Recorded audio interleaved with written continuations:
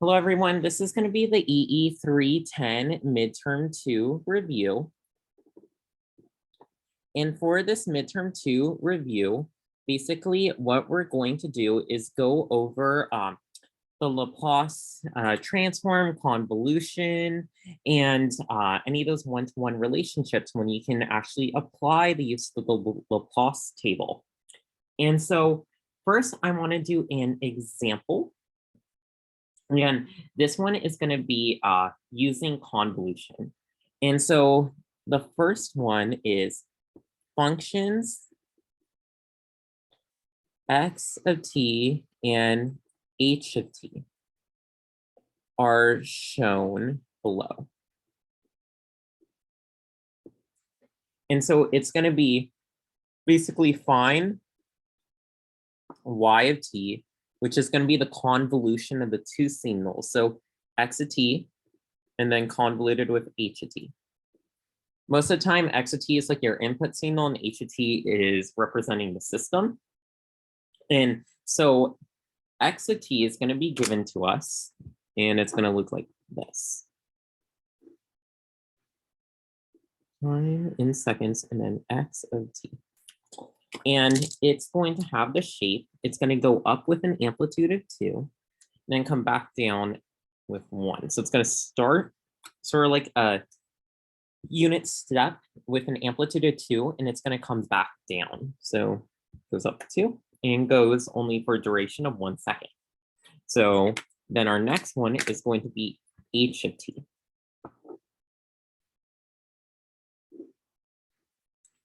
And so here for my h of t, it's going to look like this.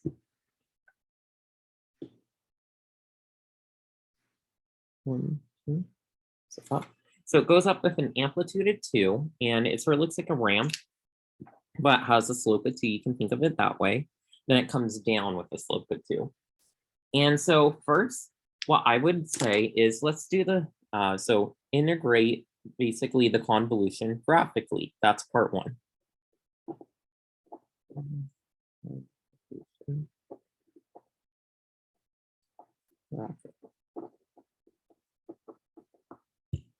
So if it asks you to integrate the convolution graphically, what you should first think about is the convolution integral. So this convolution integral is the integral from negative infinity to infinity. And then it would be either your x of tau, h of t minus tau, d tau, or you can write it and do x of t minus tau, and then h of tau, d tau. And so you can do it one way or the other. So this basically shows you that you can flip it to do the inverted, and then you can shift it over in time, or you can apply that to the actual input. So you can either do the flip and shift to the system, or you can do the flip and shift to the input. And so do the one that's easiest. That's what I would recommend.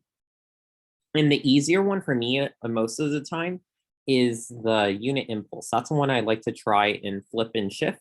So usually I try using whichever one looks more like our unit step function. And so here, let's draw it out first. So the first part in this integral is put these in terms of tau. And so let's just put each of them in terms of tau, and let's see what we get. So here, if I'm just putting them in terms of tau, I would have h of tau, then I'd have x of tau.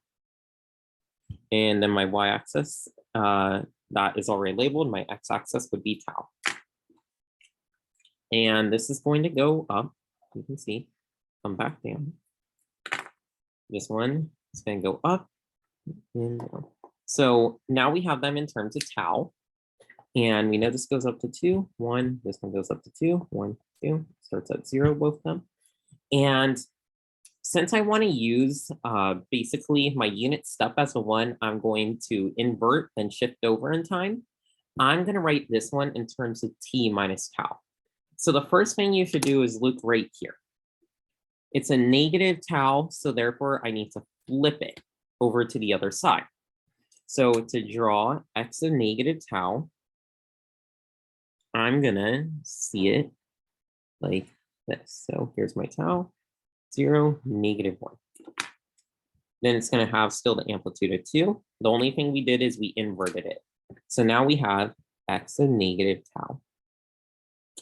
And you will agree with me, x of negative tau, isn't that equivalent to, so I'm gonna just write it over here, x of 0 minus tau, because 0 is just like an invisible 0 in front of here.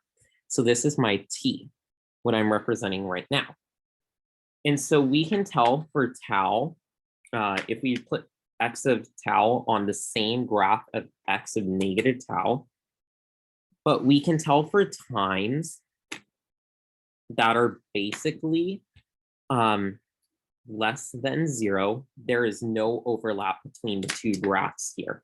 That's what you're going to notice. And there would be overlap if there's some type of shared area between them. And remember, the integral is trying to find the area under the two curves. So right now they have no shared area between the two curves. So what we're going to write here is for tau less than 0, y of t will equal 0 since there is no overlap between the two curves. And that makes sense. Then as we go along, we're going to see, as we shift it over, what's going to happen is, let's shift it 1 over. So it's going to be now between from 0, since we already included that, tau, and then including 1.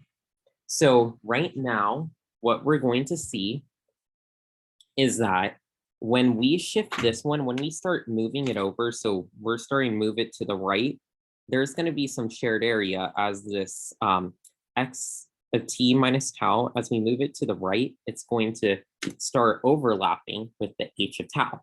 And so I'm just going to draw an arbitrary point to show you between 0 and 1 here.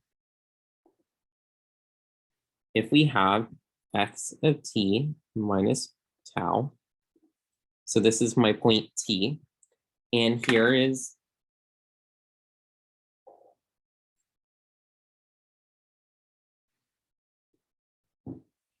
my graph of h of tau, you can tell that there is some shared area between the two.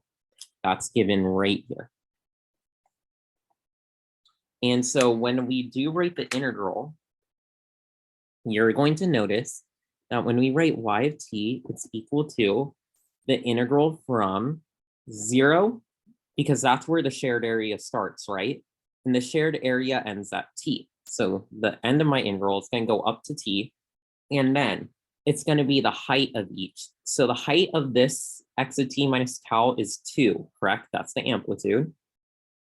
And the height of h of tau right here along this line is 2 of tau, correct? And so 2 times 2 tau, so you do both heights multiplied together, because it's trying to find the area under this curve. And the area, this curve is given by the multiplication of the two. And so then d tau. So when you do specifically the integral under this curve, what you're going to expect to see is, well, that's a 4 that comes out in front. So 4, 0 to t, and then just tau, d tau. And then if we write that, it's 4, and then it's going to be tau squared all over 2, and then evaluated at t and 0. So that's going to equal 4 times t squared all over 2, and then minus 0 over 2. So it'd just be 4 times t squared over 2, which is equal to 2t squared. So for that interval, we have it defined. Now let's do it for the next interval, which is going to be 1 to 2, because we did 0, 1. Now it's time to do 1 to 2. So from 1 and then to 2. What's going to happen here is we're going to notice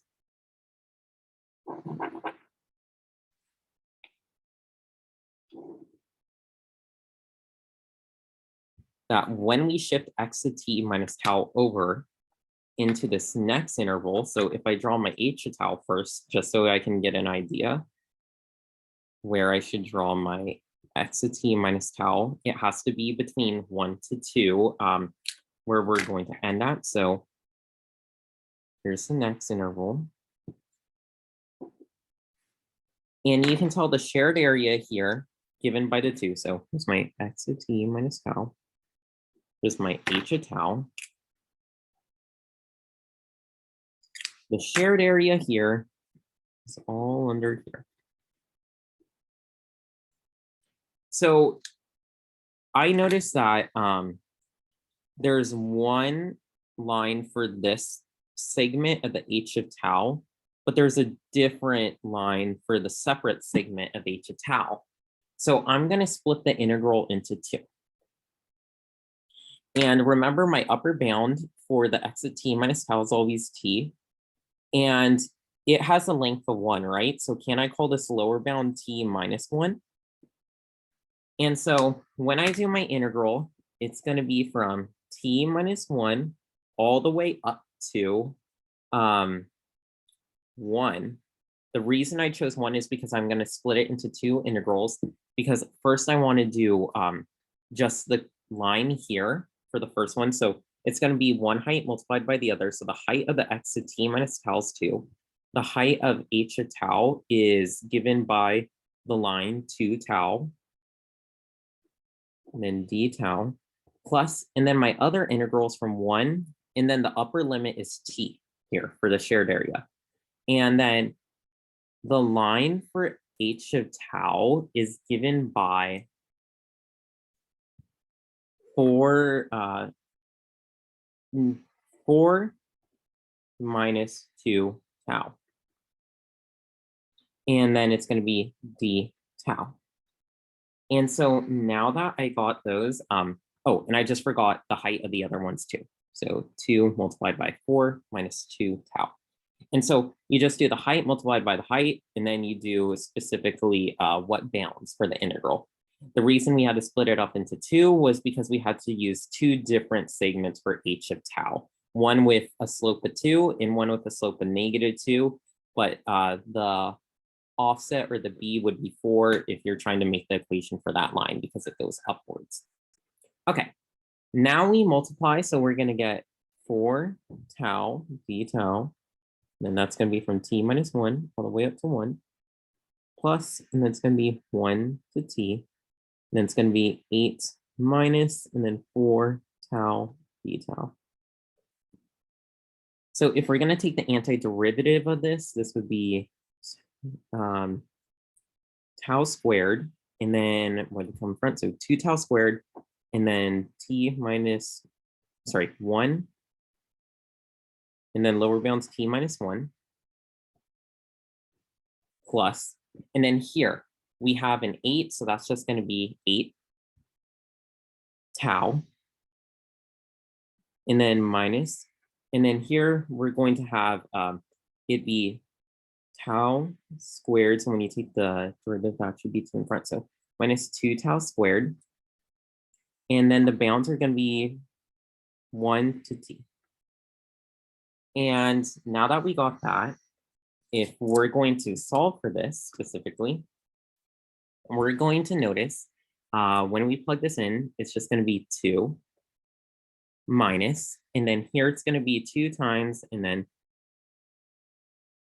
for my tau, it's going to be t minus 1 squared, and then plus here, if we substitute in, it's going to be 8t minus 2t squared, and then minus, and then if I substitute in 1, it's going to be 8 minus 2. And so here, what we have specifically is, now we just need to combine like terms. And when you combine those like terms, what you should get is negative 4t squared plus 12t minus 8. And that is for the bounds between 1 to 2. Now we need to examine the next bounds. So let's do 2 to 3 as our next interval. So 2 2, 3. Okay. So for these bounds from 2 to 3, what we need to do, let me move this up, have a better idea and see the others on it. We need to basically redraw it, but we need to shift over x to t minus tau again over 1. And so if we shift that over 1, what we're going to notice here, 1, 2, and this one is now going to be between 2 and 3. So for the t variable, so there we go, somewhere between there. And we can tell that it's only one segment of the h of tau, so we won't have to write 2 integrals here. And then we have R2 specified here on our graph. So what we can say when we write our y of t, the upper bound, so remember the upper bound is the upper bound of the shared area, it's 2. The lower bound of the shared area is t minus 1. And then the height of x of t minus tau is 2. The height of h of tau, that's given by the equation 4 minus 2 tau d tau. And now what we're going to do is you'll evaluate that integral and you're going to get 2t squared minus 12t plus 18. And then let's examine the next time interval, which is for tau greater than 3. What you're going to notice is when you specifically put this on here, you're going to see that there's going to be no more overlap once that x of t minus tau shifted over 3, because it's only a length of 1. And so here at time 3, you're going to realize there is no more shared overlap. So we can say that the shared area under the curve is equal to 0 since there's no overlap. Okay, so what we determine from here is that you have to plot the shared area y of t. We notice in the first time interval for less than 0, it's equal to 0. Next time interval between 0 and 1, it's equal to 2t squared. Next time interval from 1 to 2, it's negative 4t squared plus 12t minus 8. Next time interval between 2 and 3, we get this equation. Time interval for greater than 3 equal to 0. So let's now do a plot of those equations. And when you plot them, what you're going to see for y of t is it's going to be given by 0, 1, 2, 3. Those were time intervals specifically. And you'll see when you do this on Desmos and you plot each one, you're going to get a graph that sort of has a maximum at 1.5 and it gives you value 3. So it's going to look like this. The shared area started at 0 and then it started increasing. Then it reached a peak and then it started dropping then at 3 beyond its 0. Oops, sorry. So that's the graph of the shared area between the two. And so now that we have that graphically, you understood how you can do convolution in a graphical manner. We need to understand how you can do convolution analytically. So for the next part, it's going to say integrate the convolution analytically.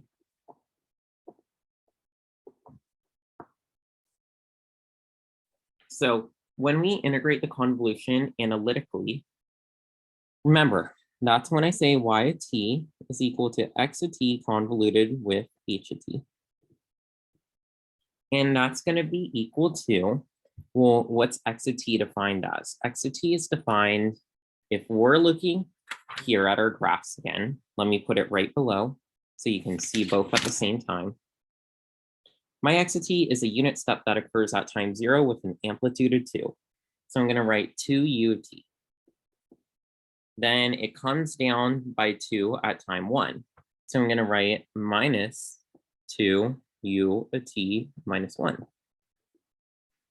And then it's going to be convoluted with h of t. My h of t, if I'm writing a equation for this, this is a ramp that has an amplitude of 2. So it's going to be 2 RT, and then minus. And then when we come down this way, remember, R2 RT is still going up, and we're trying to make this go down with a slope of 2. So to make sure this goes down with a slope of 2, it's going to have to do minus 4 R of t minus 1. Because it has to overcome that slope that's still going up with 2. You have to force it to go down with the slope of negative 2. So 2 minus 4 gives you a slope of negative 2. And then it's going to be coming down here. And to make sure it goes back to 0, we're going to have to add 2. R of t minus 2. And so you'll notice that the coefficients should all cancel to 0. 2 minus 4 is negative 2 plus 2 is 0. And so we wrote equations for x of t and our h of t. Now that we wrote equations for them, what we're going to do specifically is distribute.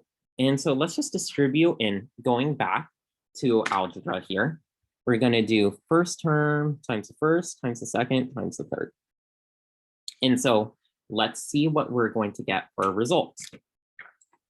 So our y of t is defined as 2ut convoluted with 2rt plus, and then the next one is 2ut convoluted with negative 4 r of t minus 1, and then plus 2ut convoluted with 2r of t minus 2. And then the second term is negative 2 u t minus 1 convoluted with 2rt, and then negative t2 u t minus 1 convoluted with the negative 4 rt minus 1 minus 2 u t minus 1 convoluted with 2r of t minus 2. Okay, now that we got that, you're going to notice in each of these, you'll have a unit step convoluted with a ramp. Unit step convoluted with ramp, unit step convoluted with ramp, unit step convoluted with ramp, unit step convoluted with ramp, unit step convoluted with ramp. And now, since we know that, let's just define something in general. And so a unit step, so I'm going to let z of t equal to a unit step convoluted with a unit ramp. That's going to equal what we're going to see is, remember the convolution integral, it's from negative infinity to infinity. And we're going to do u of t minus tau, and then it's going to be r tau, tau. Because one of them you invert and shift, the other one you just put in terms of tau. And this is going to be equal to, and then u of t minus tau, the upper bound is given by t. Reason why, here, I'll sketch it off to the side for you guys, in case you don't know why the upper bound's given. U of t is given here. It turns on at 0, right? Well, let's now graph u of negative t. That would be this, right? And so if you put it in terms of tau, that's going to be u of negative tau. So look exactly the same, just now in terms of tau for your axis. And then your t is going to shift it over in time. So this is like an invisible 0 here, remember? And so your variable here would be t. So then you would just put a t minus tau. And so your upper bound would always be given by t, because that's when the unit step would shut off and become 0 again. And so here, your upper bound is given by t due to this term. Your lower bound is given by negative infinity right now. And so that gets rid of this term, but now you have your r tau. Remember, the unit ramp can be written in terms of the unit step. And that equation would be given by, and then it would be tau u of tau. d tau. So since the ramp function can be put in terms of the step function, what we're going to see is that this u of tau, we can actually make that one of our limits. So this is actually going to simplify to 0, and then t. And then within it, we're now just going to be left with tau d tau. Okay. And now let's take the integral of this. And so when we take the integral, we're going to get tau squared all over 2. And then it's going to be from 0 to t. And that's going to equal t squared all over 2. So now we got t squared over 2. And then the only thing we need to make sure of is because we put our limits from specifically 0 to t, we need to make sure that this integral actually exists and that t is larger than 0. Is what we have here is, remember when we have u of t minus tau, it looks like this, I told you guys. And this is given by t. Well, sorry, our u of tau is just given by this. Specifically, it turns on at time 0. So t must be greater than 0 in order for both to be on. Otherwise, it would evaluate to 0 because this is the multiplication of the two. So there would be no area under the curve if both of them weren't on at any same time. So therefore, we have to say, to make sure that t is greater than 0, that's the condition, what we write is u of t here in order to resolve that condition so that there is some type of shared area between the two. And so that's why we have to end it with u of t here. And now that we've done that, let's go back in and substitute our z of t. So y of t is going to be equal to, and so let's look at the first one. And so the first one is given by this convolution here.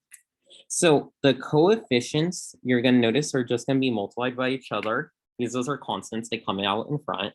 And so it's going to just be 4. And then we're going to be left with the convolution of ut and rt. Well, we define that here, and that's just equal to t squared over 2 ut. Okay, next one. Coefficients are 2 and -4. They're going to come out in front, and that's going to be -8. And then it's going to be right here, it's ut convoluted with rt minus 1. Sorry, I probably. So what's going to happen here is you got to remember there's a property, and we're going to go on it later in lecture. But because this is has a time shift of 1, this has a time shift of 0, you just add the time shift. And so what you're going to substitute in here specifically is just t minus 1 for your t, because you have a time shift of 1 and this had a time shift of 0. You just add the time shifts together. So 0 plus the time shift of 1 is just going to give you a time shift of 1. So just do t minus 1 here. And so you'll see t minus 1 squared all over 2 u of t minus 1. Okay, next one. Look at the coefficients. 2 times 2 is 4. Then here we have time shift 0, time shift of 2 though. So here when we substitute in, it's going to be t minus 2 squared all over 2 u of t minus 2. And then here we have -2 times 2, which is 4. And then we have time shift of 1. So that would be t minus 1 squared all over 2 u of t minus 1.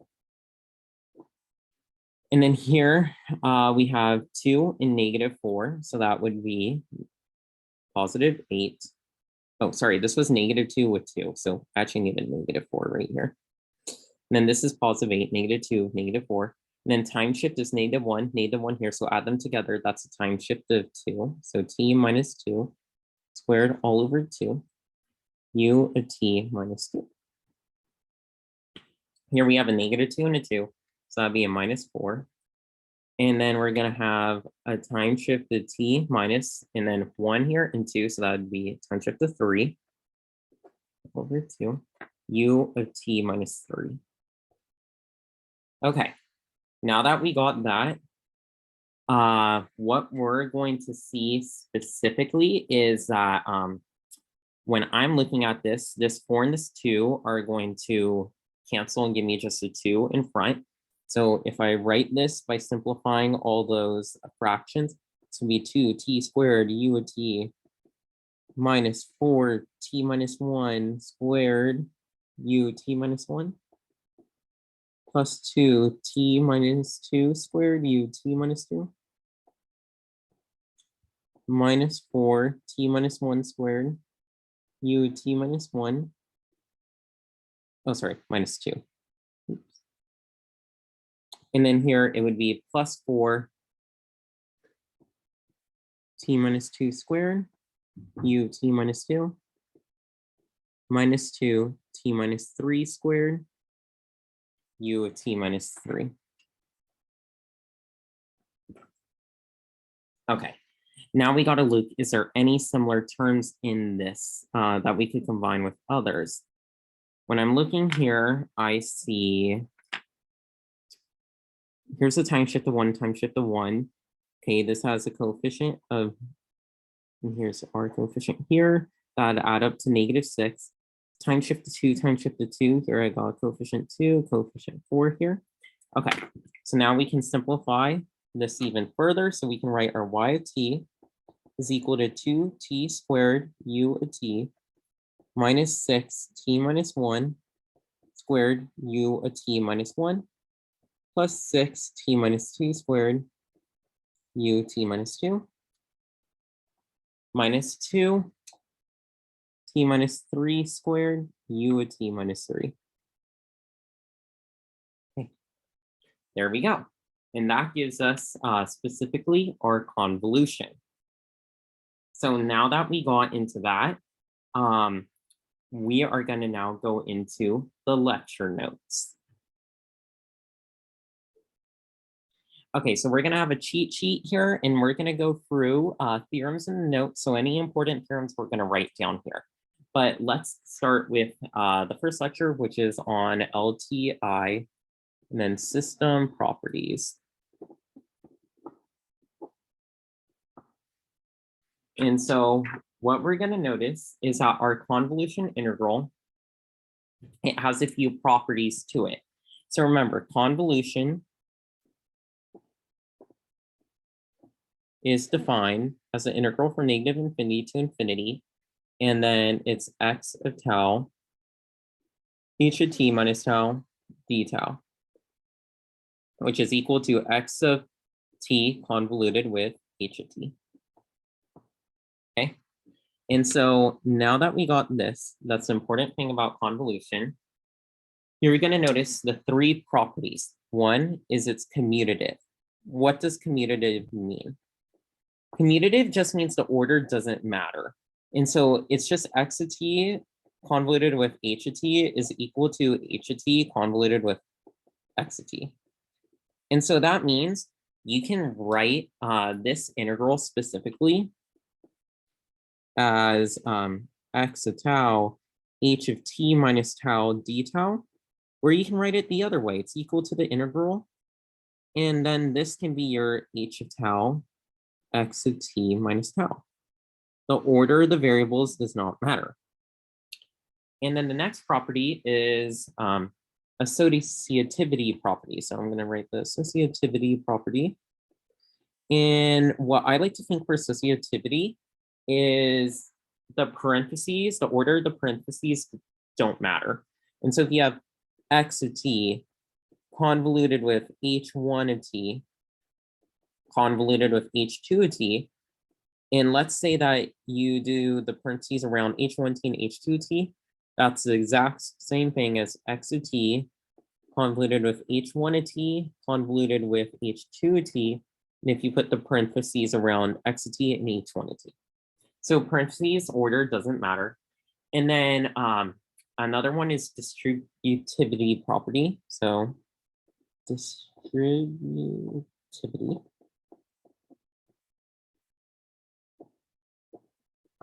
And for the distributivity property, you're going to have x of t is convoluted with h1 of t plus, and then h2 of t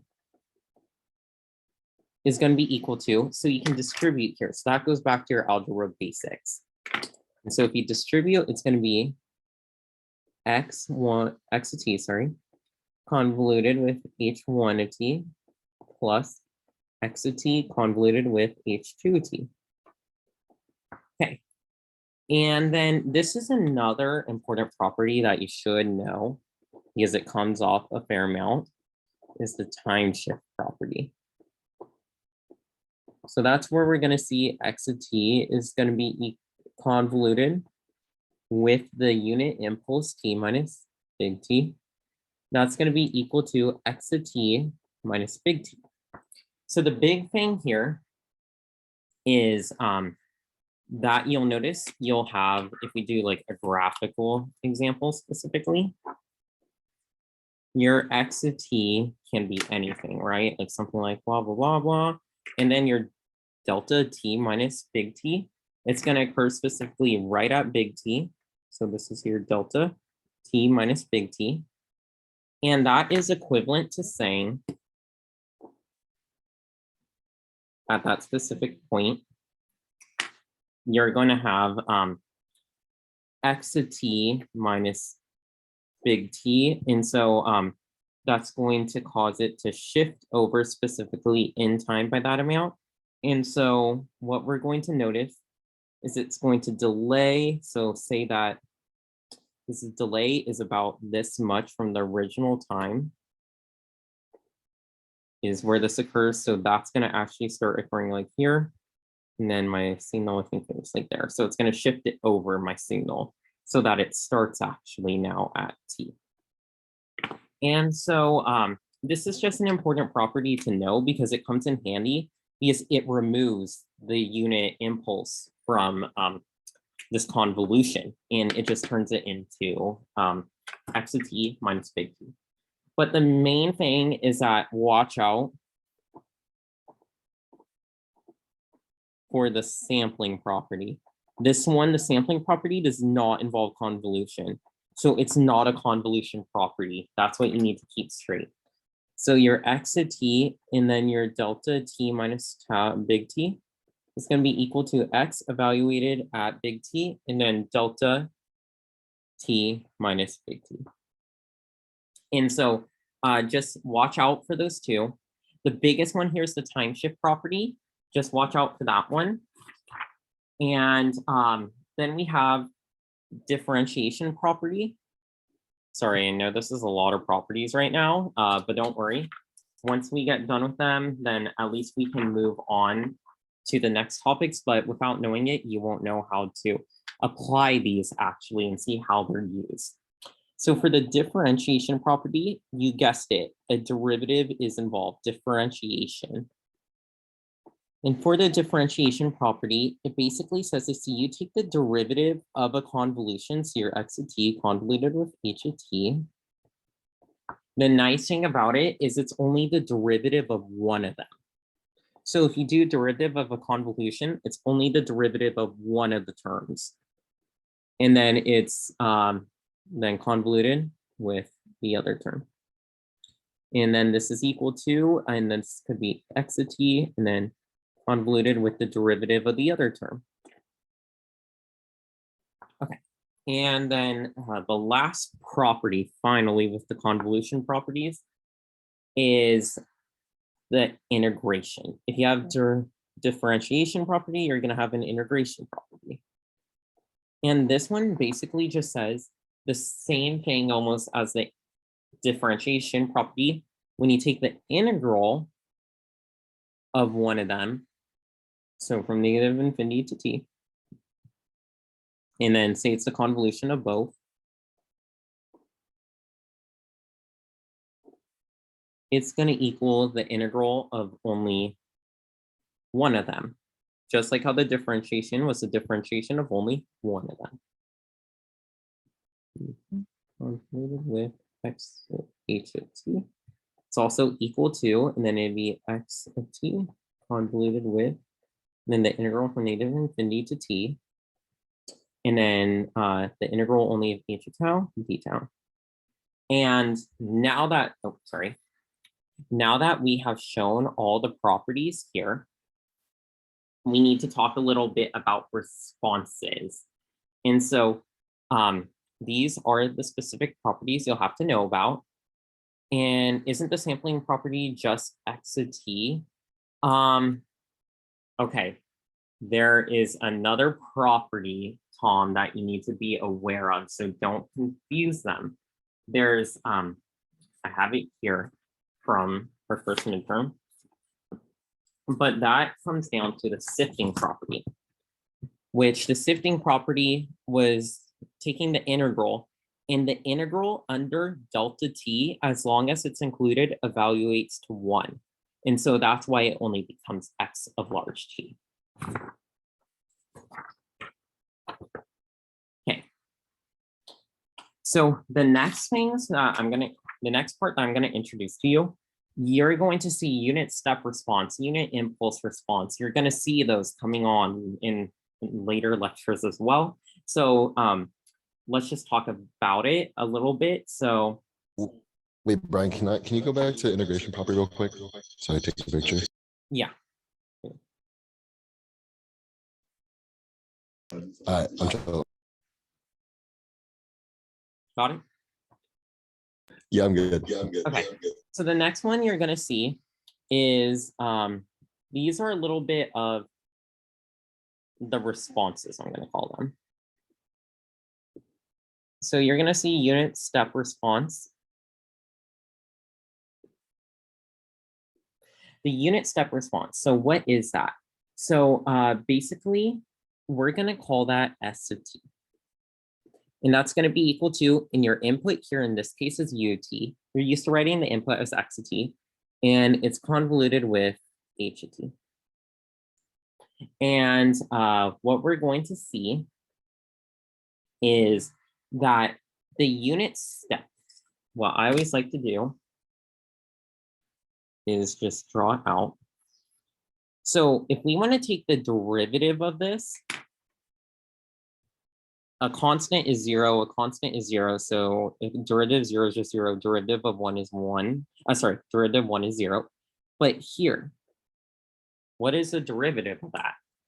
Well, what we're going to see is that this is where our unit impulse is going to come in. And so if you remember, we defined in last lecture that the derivative of the unit step is the unit impulse. So if you take the antiderivative of this unit impulse, you're going to get the unit step function here, which I will define as ut. So this is the derivative d dt. But we wrote from last midterm, the integral from negative infinity all the way up to t is going to be delta and then tau d tau. If you take the antiderivative of the unit impulse, you're going to get the unit step. And so what we're going to see happen is that if you write here, instead of u of t, you do the integral from negative infinity to t, and then you do the unit impulse. Now it's in terms of tau because t is one of your limits of integration, d tau convoluted with h of t. What you're going to get specifically is, remember, you can put both in the integration from the integration property. Both can be in the integral, and it's also equal to 1 only being under the integral. So this is equal to t negative infinity. Then you can write both in the integral. With h of tau, d tau. And what we know is we know specifically that the integral of the unit impulse is equal to 1. And so that's why we can write here t negative infinity h to tau d tau. And why can I say that? Is because you guys remember that the area under the unit impulse dt is equal to 1. And so then we just have, it's the integral under h of tau d tau. And so that's why we can write it this way and say that the unit step response is the antiderivative of the unit impulse, sorry, is the integral of the unit impulse response. And so that's what we can get from here. Unit step response is the integral of the unit impulse response. And then the next one, we're going to look at the unit impulse response.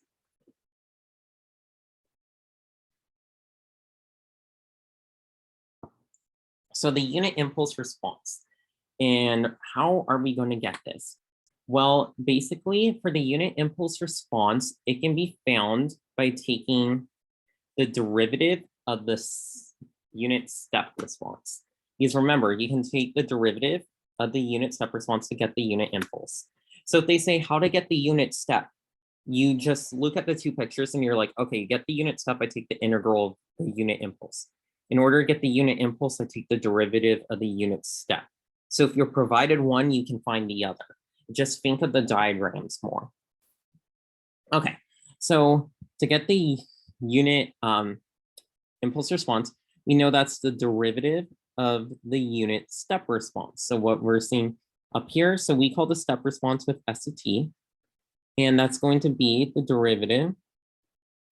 And it's going to be derivative of, right here, we defined it as the convolution of ut with h of t. So you, just ignore that, let me just rewrite it here. U, and then because we have it here, ut convoluted with h of t. And that, remember, the differentiation property, you can do the derivative of only one of the terms. So here you only have to do derivative of one of the terms. So you can do d dt, and then you know the derivative of the unit step. So I'm going to put that in there, and then convoluted with specifically h of t outside the derivative. Derivative of the unit step is the unit impulse. So I'm going to write that here. Convoluted with h of t. And now that we see that, what we can do is, you remember from our time shift property, x of t convoluted with the unit impulse function. And if there's a time shift in it, it's x of t with whatever time shift. Well, there's no time shift associated with the unit impulse. So therefore, it's just going to equal h of t. And so that's how we get the unit impulse response. And so now what we need to do is some examples with this. And so what I'm going to say is the best way we're going to get good at this is, let's just do, we're given the unit step response. So for our example, we'll have S of t is equal to, and then it's going to be b1 minus e to the negative at, and then ut.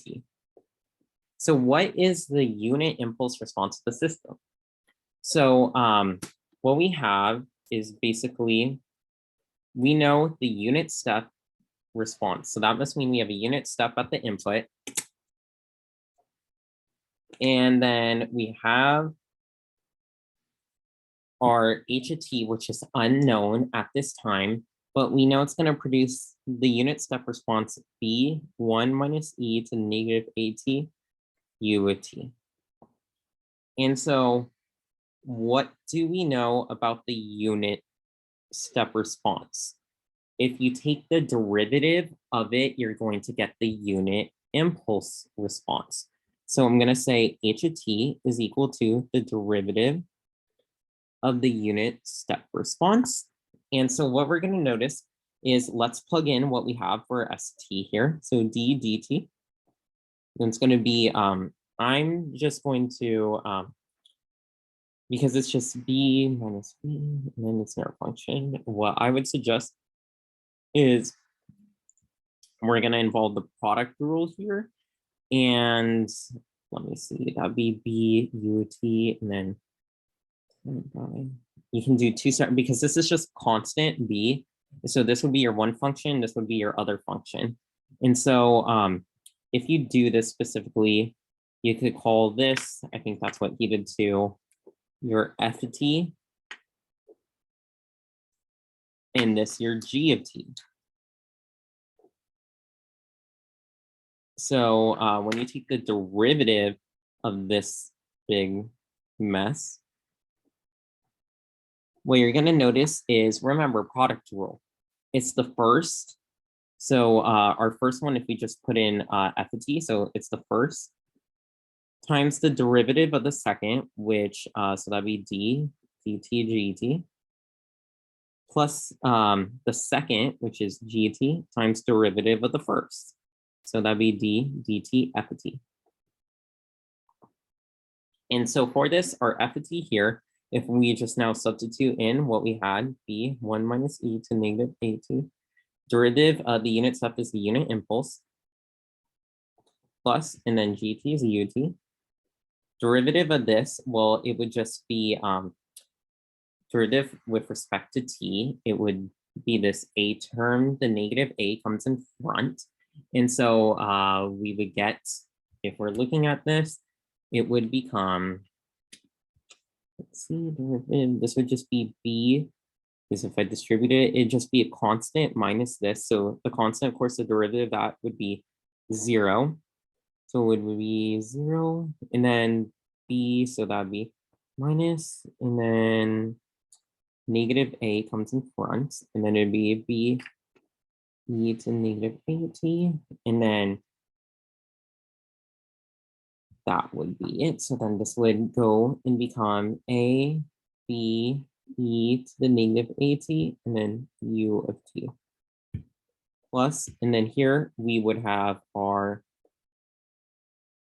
b minus, so 1 minus e to negative at delta t. So equals t plus this. And now what we're going to see is, doesn't this have a property we used before, where we had the actual sampling property, because it's just the multiplication of the unit impulse with our actual function. And that's just equal to the function evaluated at that shift over in time. And so the function evaluated at the shift here is 0 because it's not shifted by anything. So 1 minus e to the 0, well, e to the 0 evaluates to 1, so be 1 minus 1. And so that becomes 0. And so if this goes towards 0, it's just going to be b times 0 times delta t, which is 0. So what I'm left with here is a b e to the negative at ut. Correct. And so that's what I got for my unit impulse response. And so the unit impulse response is given by h of t. Okay. Now that we got that, let's talk a little bit about configurations and what they are. So this is going to go back to your 211's course on what type Oh, my of... bad, Brian. Yeah. Back for a second.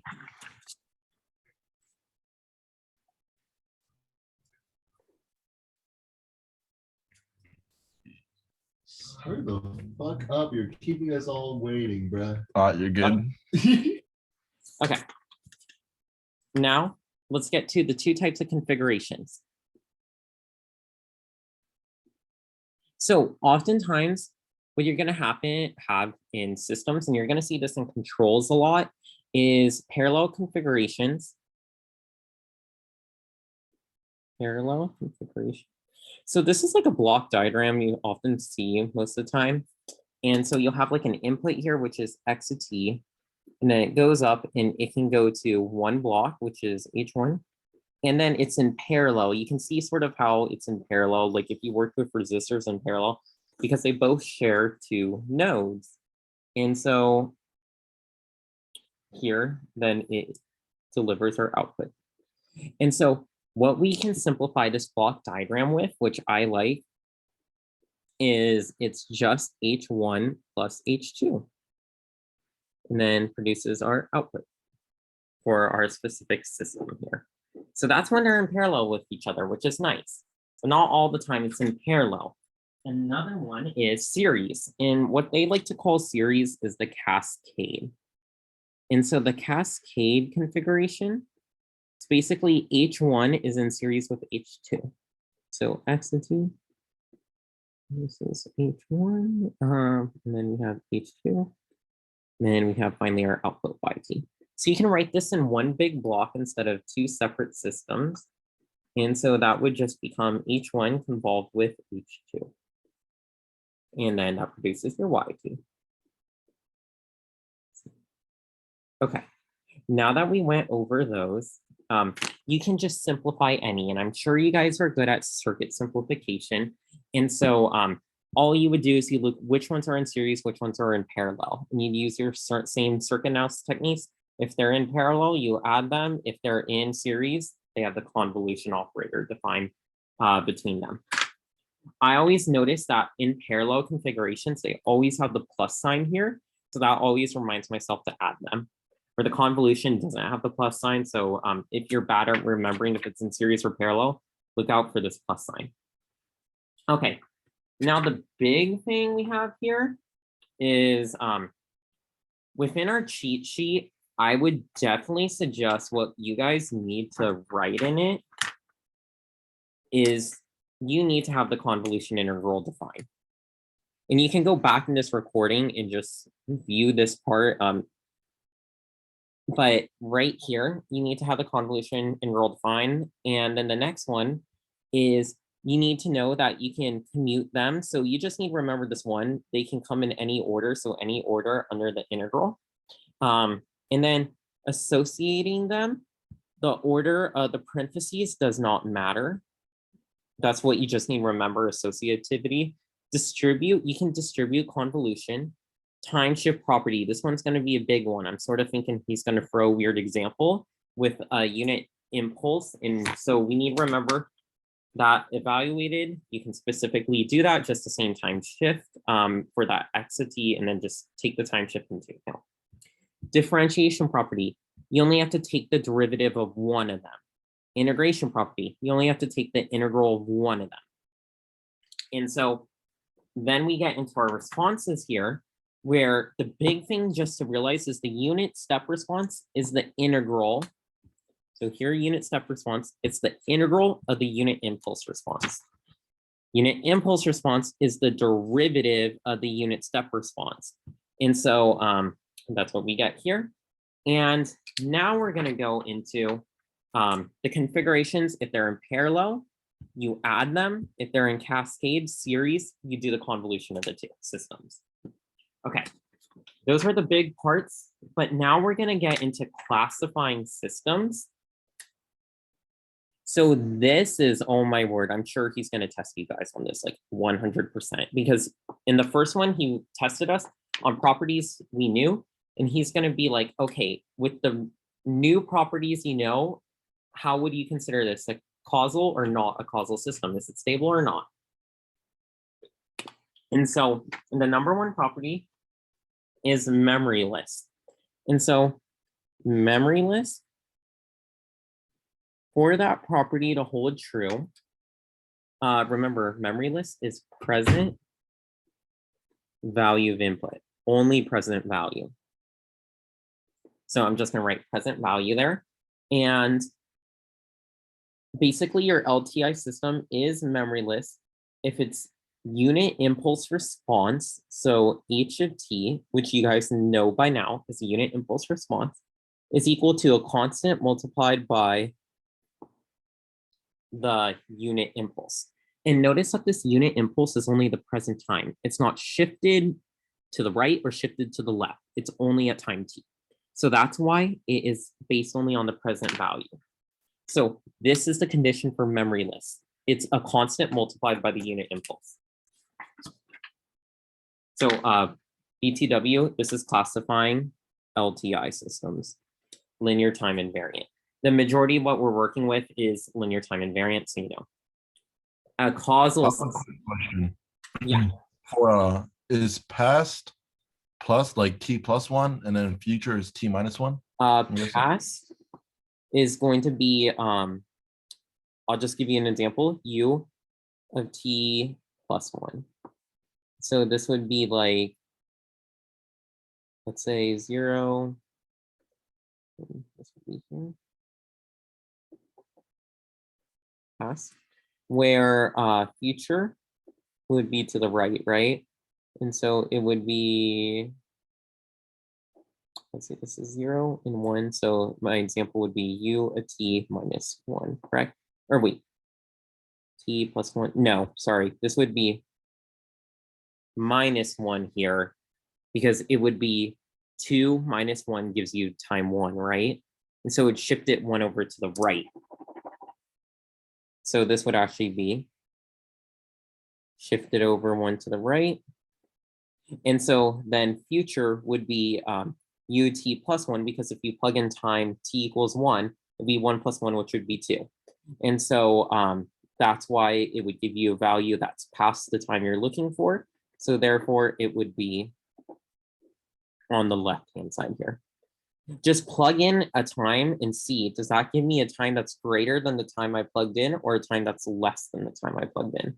And by doing that check, you can see if you're correct or not. Okay, and now that we got the future and the past, and we know how you can double check that, let's now get into causal systems. So if it's causal, it's present and past.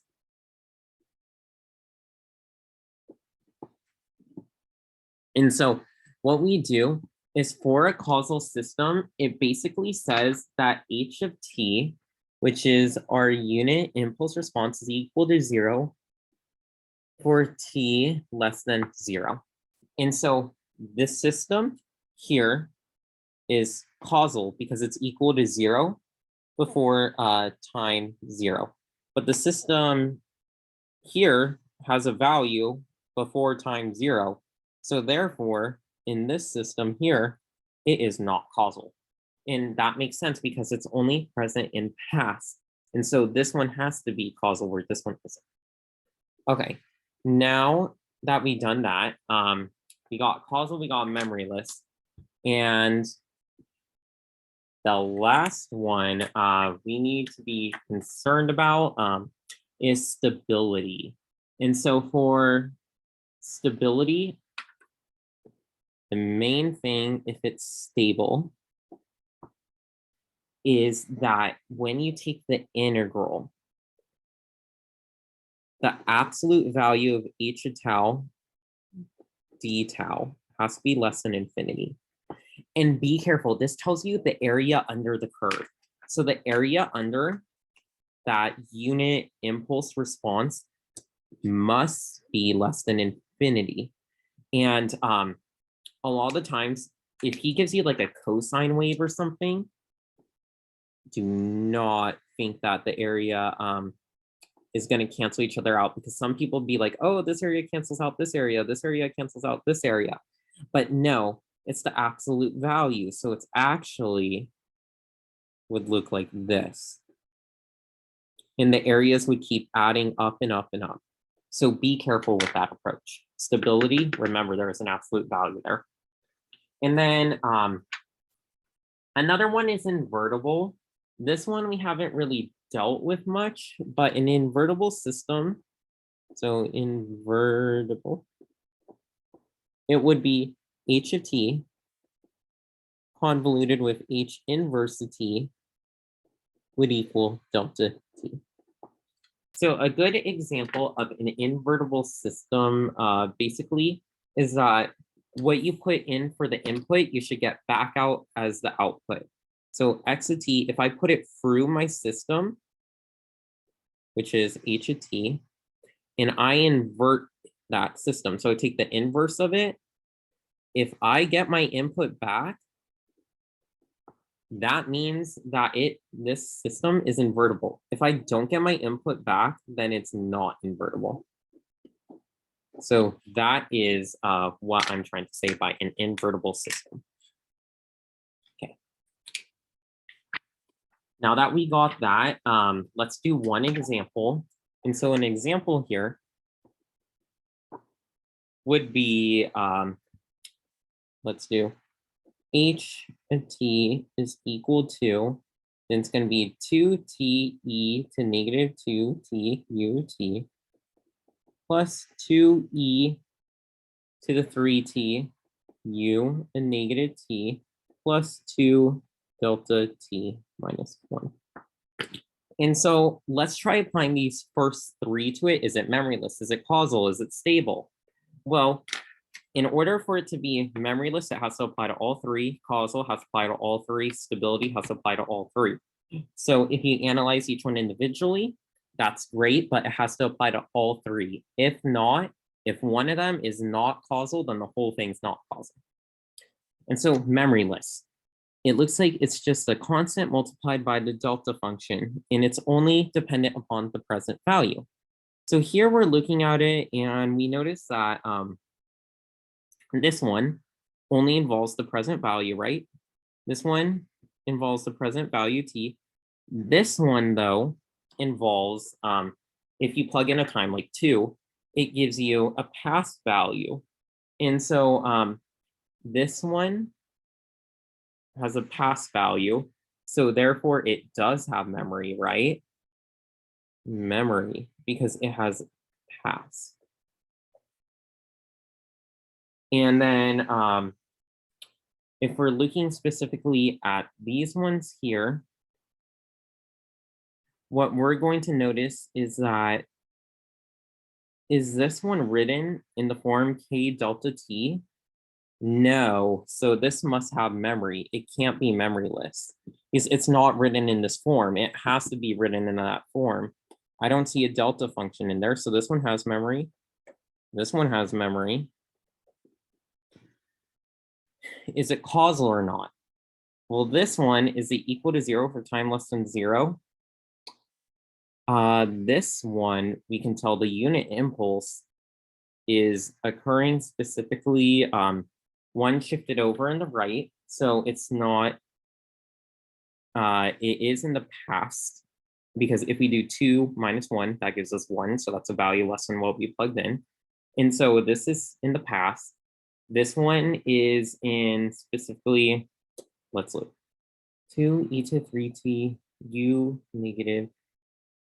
Okay, if I plug in here, let's say negative, or actually the better way is just graph it out.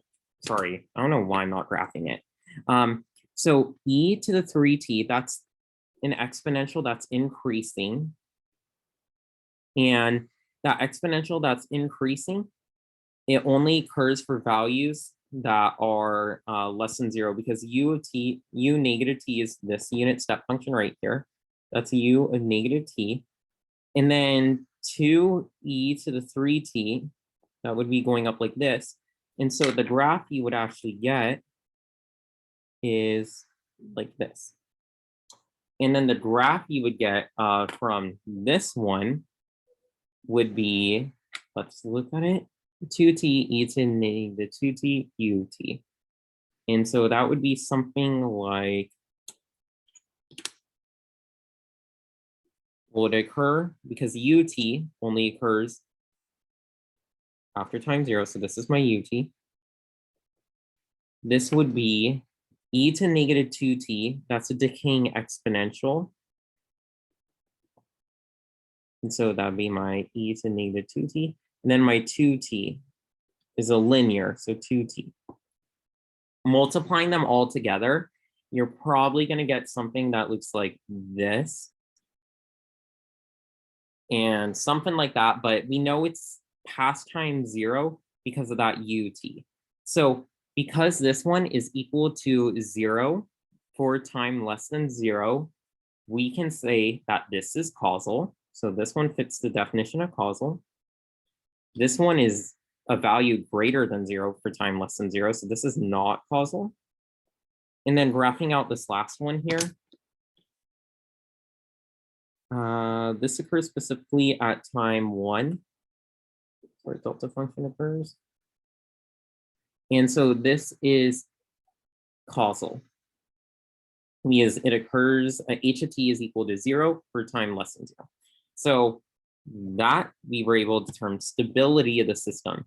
So if we take the absolute value, if we're looking, basically this is telling you, looking at the area under the curve, the absolute value. Luckily, all these are in the positive region, so we don't have to flip anything up to the positive side. But we can tell here that this is stable because the area is confined. This is stable, the area is confined. Here, is this stable or not? Well, remember the integral under the unit impulse is equal to 1. And so therefore it's less than infinity. 1 is less than infinity. So this is stable. This is stable. This is stable. There you go. And now that we did that, we're going to talk a little bit about the sinusoidal response, but I would definitely have these on your cheat sheet to identify. My bad, Brian. How's the last one stable? Isn't it going to infinity? No, because remember the antiderivative, the integral of the unit step function is equal to 1. Gotcha. Okay. So 1's less than infinity. Okay. Now we're going to move on to the next section, which is going to talk about the sinusoidal response here. And so basically what the sinusoidal response is focusing on, so sinusoidal response.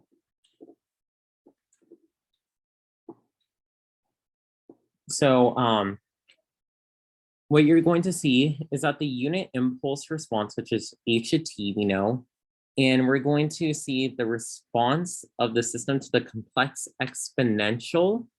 And a complex exponential is usually given by e to the j omega t. What we're going to see is that y of t is going to be equal to h j omega e to the j omega t. And so what we're going to notice is that this right here, because we define this as the complex exponential here. So this is our complex exponential. And here, this is the complex function.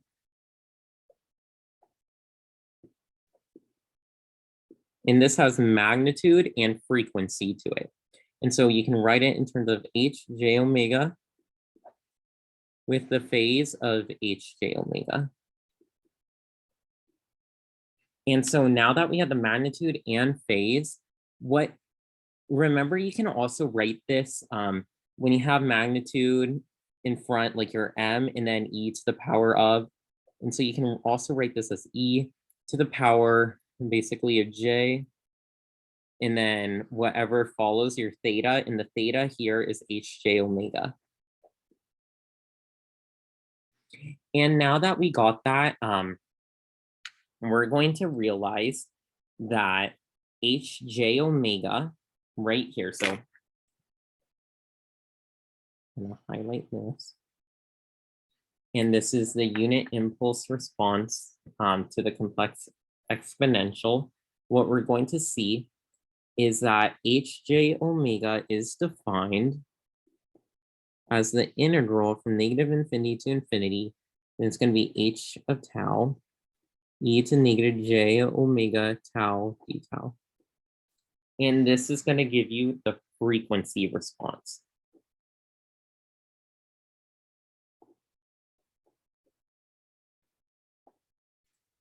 So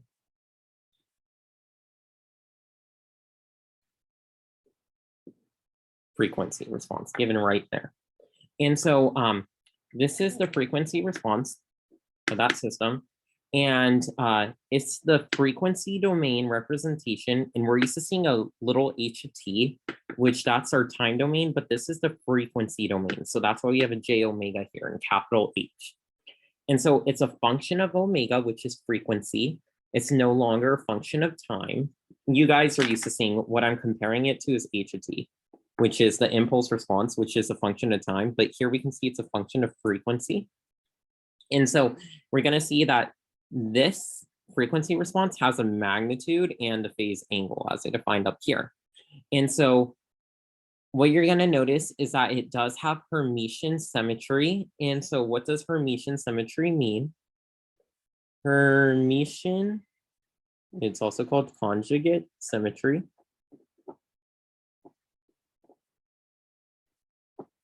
Basically says that the conjugate of the function, so if you do H conjugate J omega, is going to equal the negative of the function itself. So negative J omega, H of negative J omega. And so what you're going to realize is that when you do the magnitude, if you remember the magnitude specifically for when you have a conjugate, it's equal to, what we're going to see is, because this is equal to H negative J omega. Remember when we were doing vectors in the beginning of this class and we said that, oh, this has a magnitude and phase angle and it was given by like m and then the phase angle theta, how much you traveled up. Well, the conjugate is given by on the opposite side. And it's a distance of negative theta. So it's going to be m phase angle negative theta. And so what we're going to notice here is that the magnitude is still the same for the real function and its conjugate. So that makes sense. But we're going to notice that the phase angle is going to not be the same. It's going to be a negative. So for the conjugate here, you know, that's equal to the negative of the function, but it's going to be equal to the negative phase angle of the function, the original one itself. And so now that we have all these defined, we're going to notice that this magnitude is an even function. So that's what we can say here. It's an even function, but we notice the phase angle is an odd function because there's a negative involved when you do it. So now that we talked about that, we notice that whatever you're going to put in for the frequency of your complex exponential, that's going to have the same frequency for your response as well. And so let's do one example of this. So let's get a little practice with it. And let's see, which one do I want to do? Let's do this one. Example, it's going to have h of t is a real valued function. And so what we're going to say, so h of t, real valued function. So when it says h t is a real valued function, that basically just tells you that all these properties apply up here, because this is when we assume h of t was a real valued function, all these properties held true. And so it's going to say find y of t if x of t is equal to cosine omega t. Well, what we're going to do is cosine omega t. We can write that in terms of the complex exponential because we need a complex exponential as the input to our system. And so if you remember Euler's identity, cosine omega t is equal to e j omega t plus e to the negative j omega t all over 2. And what we're going to see happen is that we can take basically our 1/2 here. So I'm going to say this is equal to 1/2 e to the j omega t plus 1/2 e to the negative j omega t. And if you recall our y of t, if we have a complex exponential as our input here, the output will just be it multiplied by h j omega t. And so what we're going to see is here, we're going to be given for yt is this is our input, x to t, which our input is the complex exponential. Up here, we had the input of the complex exponential, and the output gave us h to j omega. So I guess here, if you want me the input, I can say that's the input, the complex exponential, and then here's our output to make it clear. But when I go up here, I'm going to say this is going to be equal to, so our y of t equal 1/2 h j omega t, sorry, j omega, and then e to the j omega t. That's where the t is coming in. And then plus 1/2, and then h a negative j omega e to the negative j omega t. Remember that it follows the same frequency. So there's a negative symbol attached to this you can think of. So that's why the negative symbol attaches here and here. And then remember, you can split this up into magnitude and phase. 1/2. And then here it's going to be the magnitude, which is h of j omega. And the phase, which is h j omega. And then e to the j omega t plus.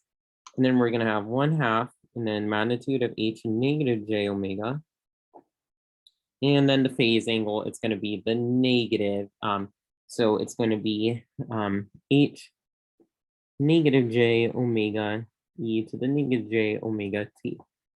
And so now that we got that, what we're going to see is that, remember, we can write the phase angle in terms of e to the power of, because this is our theta here, and you can always write it as, remember how we have m e to the j theta, and we'd usually, you can convert it from this polar form into that form.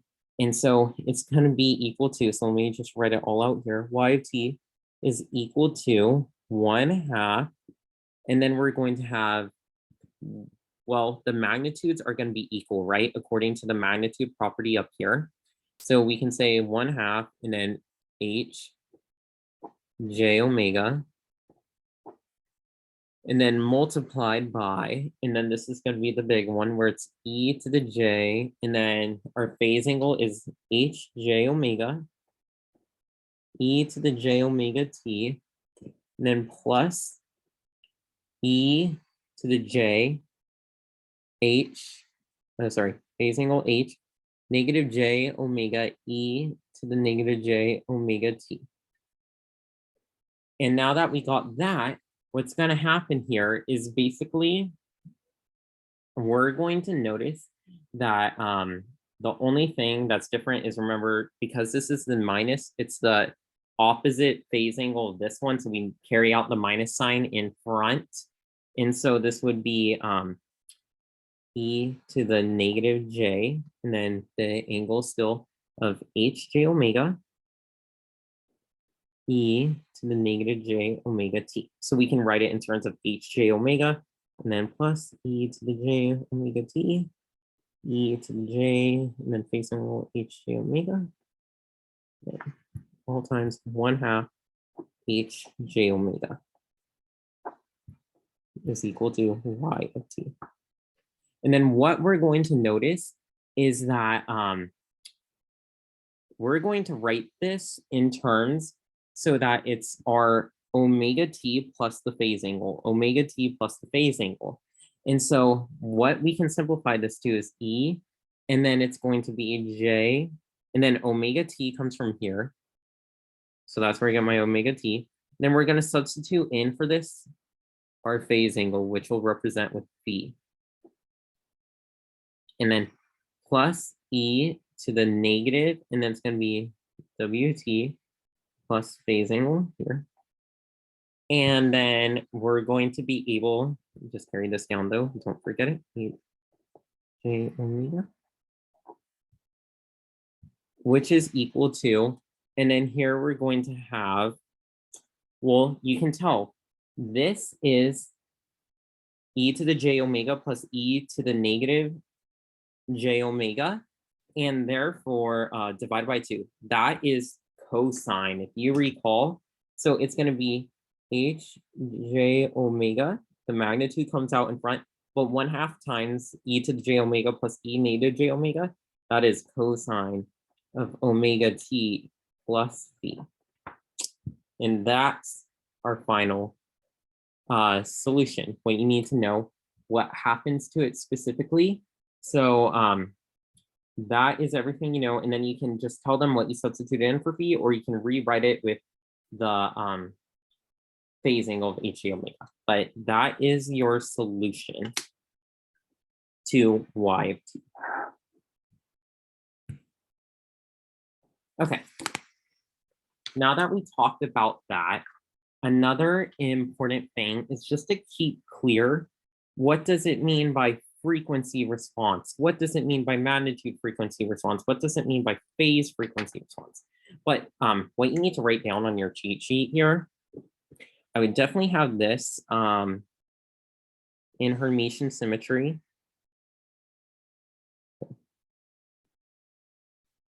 And then your next one, this is 3 types of responses you're going to have. Where number 1, if it says frequency response, what should be going through your mind immediately then is hj omega is equal to the integral from negative infinity to infinity, h a tau, then e to the negative j omega tau d tau. So that's the frequency response. But if it asks you, give me a second real quick. So right here, this is the frequency response here. And then the next one would be the magnitude frequency response. If it asks for the magnitude frequency response, what you should know right there is that is literally, you just found the frequency response, which is hj omega. Just find the magnitude of that. And then if it asks you for the phase frequency response, what you need to know from there is the phase frequency response is equal to just the phase angle of hj omega. And so whatever you find for your frequency response, you just find the phase of it, because it has a magnitude and phase. And so now that we're able to discuss all those, just keep those in mind. If it asks you for magnitude and phase, don't try using another equation. It just comes from this one, where whenever you take the magnitude, you just do the square root of, and you square each term in the numerator, do the square root and square each term in the denominator. And then for the phase, you're probably going to use your tan inverse function of the complex part over the real coefficient part. Okay.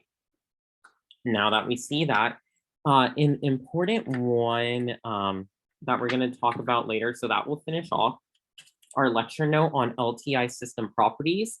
But just keep in mind, there's a lot of those properties, so I would write those all down on your note card so you don't forget them.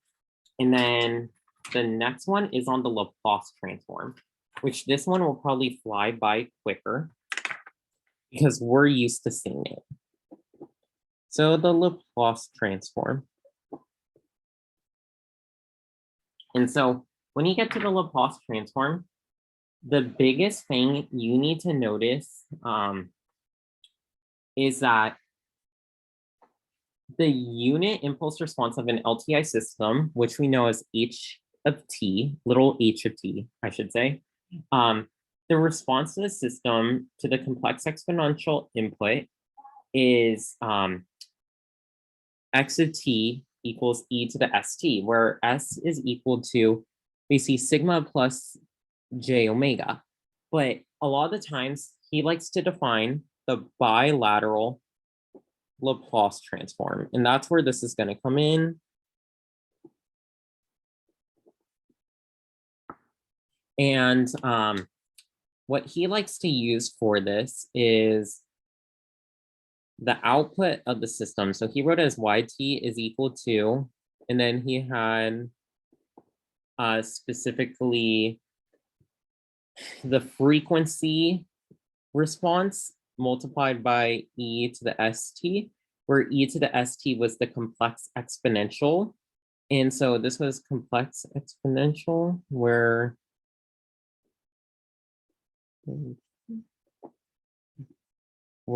s equals, and then sigma plus j omega. And that's where we're going to do our pole zero plot on. But what you need to notice is specifically each b of s is defined as the integral from negative infinity to infinity of h of tau e to the negative s tau d tau. And so you've seen this before in your Laplace transform, you've done it before, and that's the big one that you're going to run into. And so a lot of the times when they define the bilateral Laplace transform, it is given by this specifically, and you're going to see that this S is usually called the complex frequency. So here, this is the complex frequency. And what you're going to notice here with our bilateral Laplace transform, which is usually here, is that sigma is the damping ratio for that complex frequency because it's made up of sigma plus j omega term, and omega is the frequency. That's in radians per second. Okay, and so the only thing about the bilateral Laplace transform, why we don't use it, is you have to specify the region of convergence. And so the region of convergence is basically, let me define that region of convergence.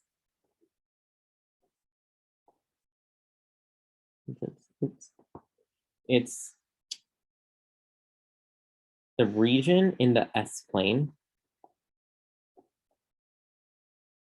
where the Laplace integral exists.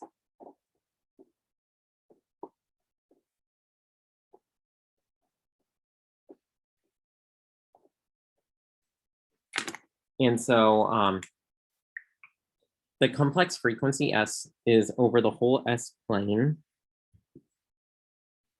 And so that's where we'll see it. But basically, we oftentimes see this form where we're given F and then B of S, or in this way, you can say capital H B of S, and it's given as a fraction of two polynomials. And so you can have a numerator here and a denominator. And these are the zeros. Your numerator is basically the roots of n of s are the zeros. And so the values of s that make it equal to 0. And then here are the poles, which are the values of s that make it equal to 0. The reason why is when you divide by 0, it goes up to infinity. So that's why it's called a pole, you know, like goes up to infinity. But it sort of looks like a straight line up, where these make just the whole thing equal 0. And so therefore that's why it's called 0.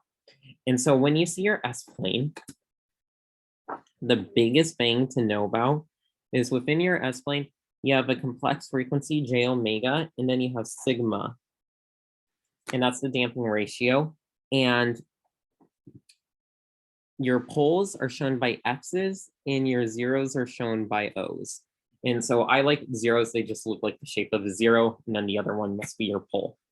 And so let's do a plot for specifically, we'll do an example here. And it's going to be a pole 0 plot.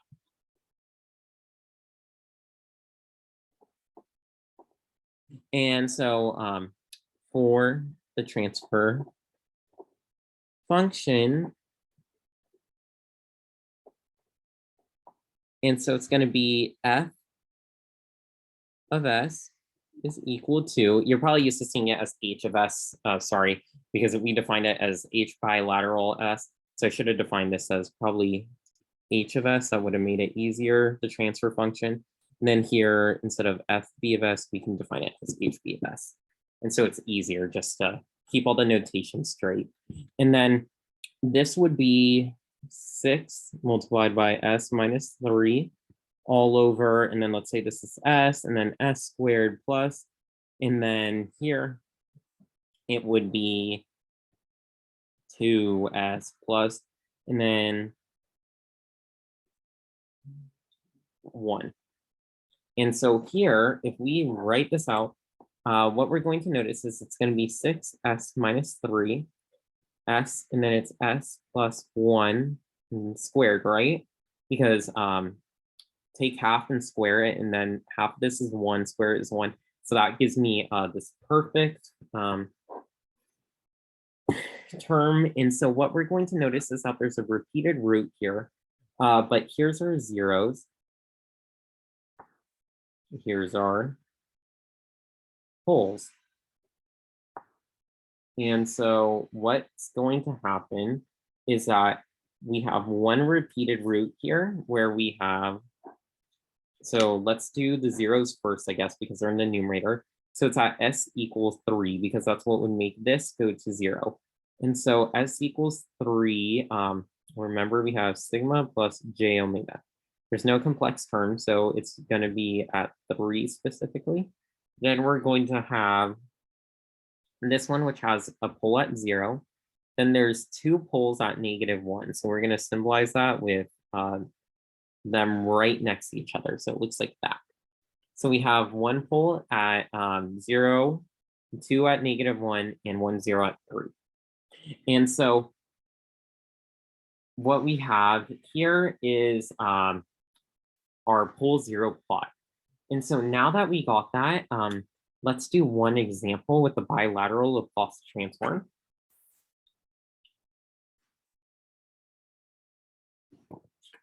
And so for this example, we're going to do the bilateral Laplace transform of,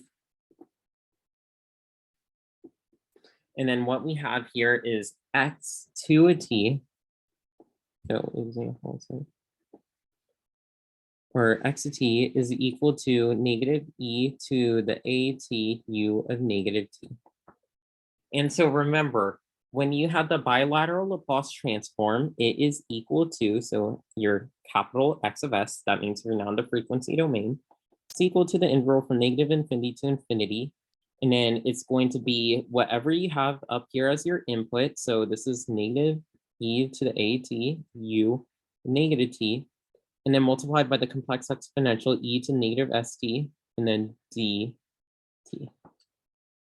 Now that we got that, we're going to see that our u a negative t, that means it shuts off at 0. So that's our upper bound, negative infinity. So then it's negative e to the at, and then e to the negative st dt. Well, right here, what I can see happens is this negative sign comes in front, negative infinity 0. Then it's e to the, and then we can take out a minus st. And then what you're going to notice is if we take specifically the integral with respect to t, what are we going to get? So this would be 1 over a minus s, because that's just like a constant in front of it, because we're taking the integral with respect to t. It's going to be e to the a minus s.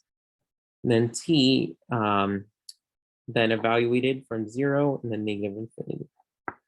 And then so if negative infinity here, and then, okay, let's just plug in the upper bound. So 1 over a minus s.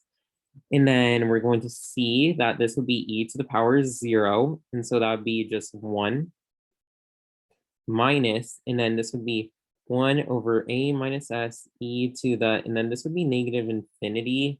And then because a minus s with it, if we plug that in. And so what we're going to notice is this is going to give us specifically 1 over a minus s. And then if we look at the next term, it's going to be minus 1 over a minus s e to the minus infinity a minus s. So let's take out that term in here, which is the 1 over a minus s, but we're going to take out a negative as well, just to flip it around. So we take out a negative, so negative, and then we take out a negative 1 over a minus s. This is going to become negative, and then 1 plus, and then this is going to be e to the negative infinity a minus s. Just try and look at this from a different perspective. And then here, this should go to 0, right? But this goes to 0. Okay, so this would be negative cancels negative, gives us positive. And so this would be 1 minus a, 1 over a minus s. Then this would be 1 plus, negative 1 plus e to the negative infinity a minus s. And we're going to see specifically that this will go to 0 as long as a is greater than s. If not, then it's going to flip it, and then it'd become positive infinity if a is actually less than s, is it'd be a smaller negative number minus, or sorry, a smaller positive number minus a larger positive number will give you a negative number, which will flip the sign negative infinity and make this go to infinity. So it's only going to converge if the real part of a is greater than the real part of s. And then we have over here, if that so happens, then this would go to 0. So it'd just be negative 1 times this. So it'd just be negative 1 times that, which would give me negative 1 over s a minus. Let me see, did I mess up somewhere? Where this would be, if we distribute that, 1 over s minus, and then this would give me 1 over s minus a, if I distribute that to the denominator to flip it around, and then the real part of a must be greater than the real part of s for this to converge. There you go. And so that's how you would solve it in order to do the bilateral Laplace transform. You have to specify the region of convergence. That's the annoying part about it. So now that we talked about that, the biggest thing is that if the bilateral Laplace transform is causal, then it depends only on present and past values. And so remember when we talked about bilateral Laplace transform is causal. Well, if it so is causal, that means f of t is equal to 0 for t less than 0. Remember when we said h of t is equal to 0 for t less than 0? Well, this would occur. And then we can redefine the bilateral Laplace transform as, and then just be from 0, and then include anything that happens right at 0 to infinity f of t e to the negative st dt. And then this is the unilateral Laplace transform. So this is what we're used to seeing. This is the unilateral Laplace transform. So I'll write unilateral Laplace transform. Oftentimes that's what we see. And when you do this Laplace transform, basically this is where we're going to see the Laplace table. So you better have that Laplace table on your cheat sheet just to make sure. If you don't, you're going to fail the exam and I won't feel sorry for you. Okay, so after that, let's see, basically, when you do that Laplace transform, that table gives you the one-to-one relationship. So you can go, it looks something like this. So let me pull it up here. And so this Laplace transform table, you can go straight from the time domain, which is given by x of t, and you can go into the frequency domain, which is given by capital X of s. And so the one-to-one means you can go from one form to the other, one form to another, one form to another, one form to another, very easily. And so that's why we like the unilateral Laplace transform. It's hard to do the inverse of it though. You can calculate the Laplace transform, but it's hard to do the inverse. So oftentimes we try formatting our capital X of S in one of these forms so we can easily do the inverse of it, because the equation to find the inverse of the Laplace transform is very complicated. So that's why we like working with unilateral Laplace transforms. And so let's just do one example of one Laplace transform. Actually, yeah. If I gave you the Laplace transform,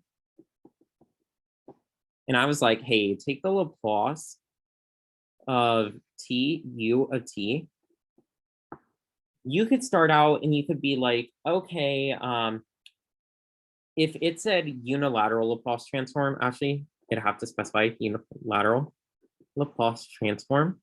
Most of the time it is unilateral Laplace transform, but ask him during the exam if you're not for sure, because there is a difference where you have to specify the region convergence for one and the other you don't. And so what I would do here is you could set up the integral from -0 and then to infinity, then t, u of t, and then multiplied by the complex exponential e to negative st dt, and then you could solve for it. That sucks. I'd be like, I'm using my Laplace table here. It sucks for you. And so I'd be like, t of ut, here it is. It's 1 over s squared. Yay. And so then I would just write that equals 1 over s squared. Use your resources. And so you could calculate it that way, but that way is not going to be fun. So I would suggest you do the Laplace table and have that on your cheat sheet, because you will not finish the exam if you don't. But there is that way to prove it. You can use the formula.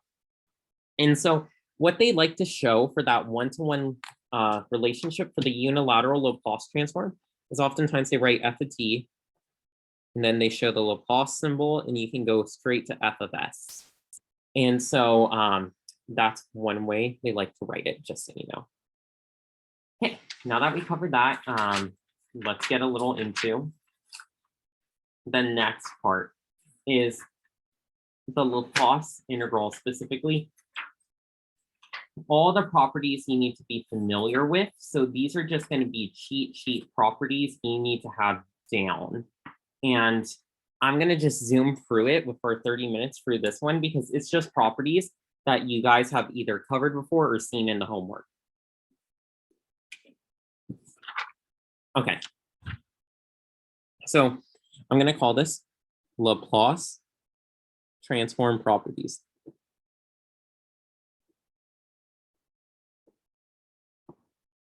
So first thing is that it is linear, the Laplace transform. If you remember, when it's linear, basically you have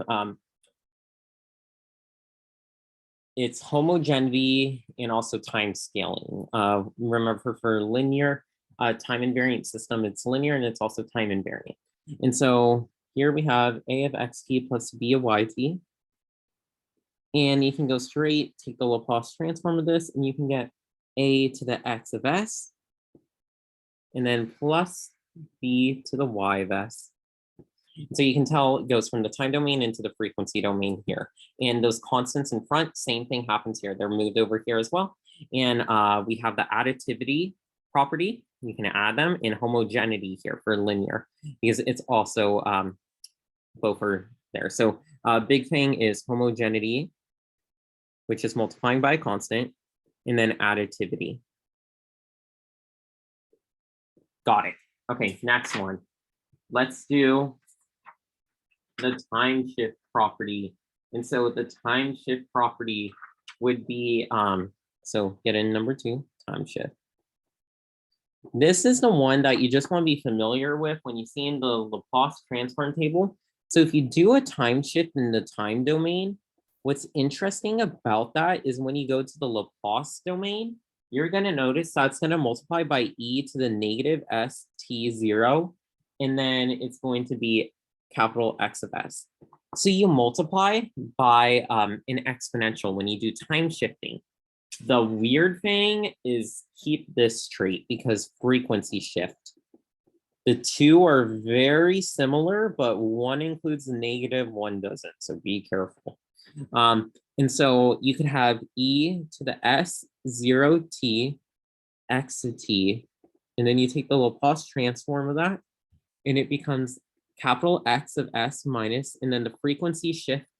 Okay, notice here, you have a negative when you convert it into the time domain, into the Laplace, from the time to the Laplace domain, when you have a time shift. However, when you have a frequency shift, notice that there's no negative with the s. So just be careful there. That's a heads up. There might be a question on that. Time scaling. So time scaling, this one, what you need to know is that x, and then here we have like some variable that's adjusting the independent variable. You take the Laplace of that. You're going to have 1 over that variable, absolute value, and then it's going to be x of t all over a. Or that variable, which we called alpha, sorry. Okay, so that's one property. You don't see that too much. Only if you have like, actually, you will see it when you have like cosine 3t, cosine 2t. You just don't reference it by that much. Then you have time domain differentiation.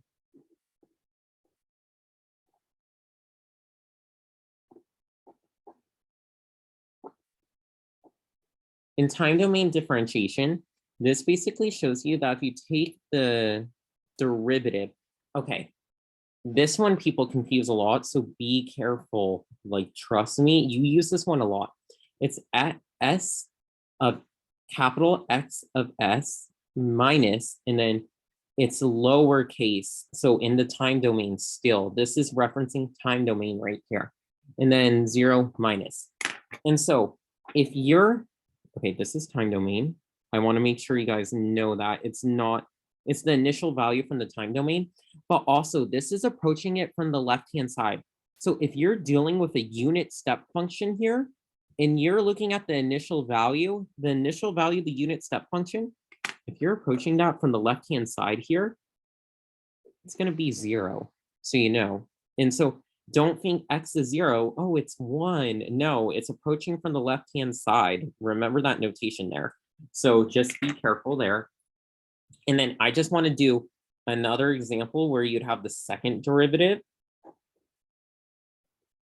And that would be s squared x of s, and then minus s, and then it would be, and then this one would go to x of 0 minus, and then minus, and then x, and then derivative 0 minus. Okay. And so what you want to notice is that you continue until you no longer have s, until it's s to the power 0. You drop 1 power for s, and you increase the derivative of x as you keep going along. And you finally stop when you have no more s terms. That's how I remember it. And then you have time domain integration. Time domain integration. Time domain integration basically shows you that if you have from 0 to t, x of tau, d tau, take the Laplace transform of that, you're going to get 1 over s, x of s. I don't see that one too much, to be honest. Then you have the frequency domain differentiation.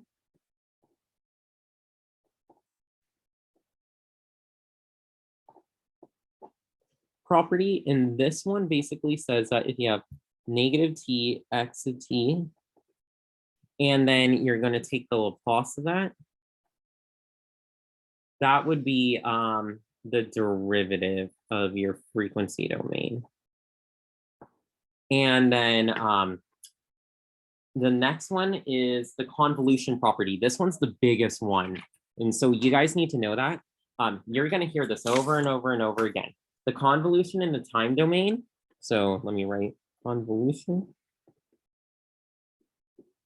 Convolution basically in the time domain is equivalent to multiplication in the frequency domain. And so this is where you'd have x of s multiplied by y of s. So that's where you'd have that one pop up. And then you have the initial value theorem. So the initial value theorem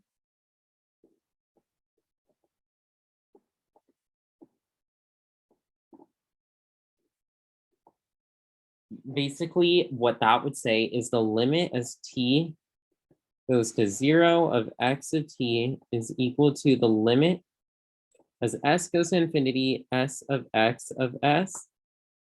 So just be careful there. And then the final value theorem. Final value theorem.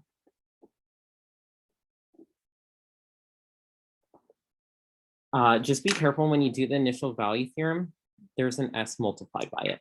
So just watch out there when you're taking the limit as it goes to 0, be careful. And also make sure you take the sign into account there. It's approaching from the right-hand side. And then the final value theorem is the limit as t goes to infinity of x to t is equal to, and then this is the limit as s goes to 0. And so s of x of s. So the biggest thing here is just to realize these two are very similar. It's literally just switching sort of as s approaches infinity with t approaches infinity. As t goes to 0, s goes to 0. So they are very similar in how they're formatted. The only thing you need to notice is that it's the difference right there. And then the big things that you need to know is that differentiation, when we did that in the time domain, here it was, time domain differentiation, it basically corresponded to multiplication in the frequency domain and just simple subtraction. So that was nice. And then differentiation, however, in our frequency domain here, it just resulted in multiplication in the time domain. So it was a simpler operation. Then multiplication by E to the, here we're giving it these two shifting properties. You're gonna notice when you multiply by E in the other one, you shift it. Multiply by E, you shift it in the other domain. And then convolution is respectfully just multiplication in the frequency domain. So those are the nice little properties you have the Laplace transform that you can use. And that sums up Laplace transform 2. So let me switch it over now to Laplace transform 3. Okay, so for this last one, we're going to go over the Laplace transform in any ordinary differential equations here. And so you're used to basically seeing like differential equations, and they have so linear constant coefficient ordinary differential equation.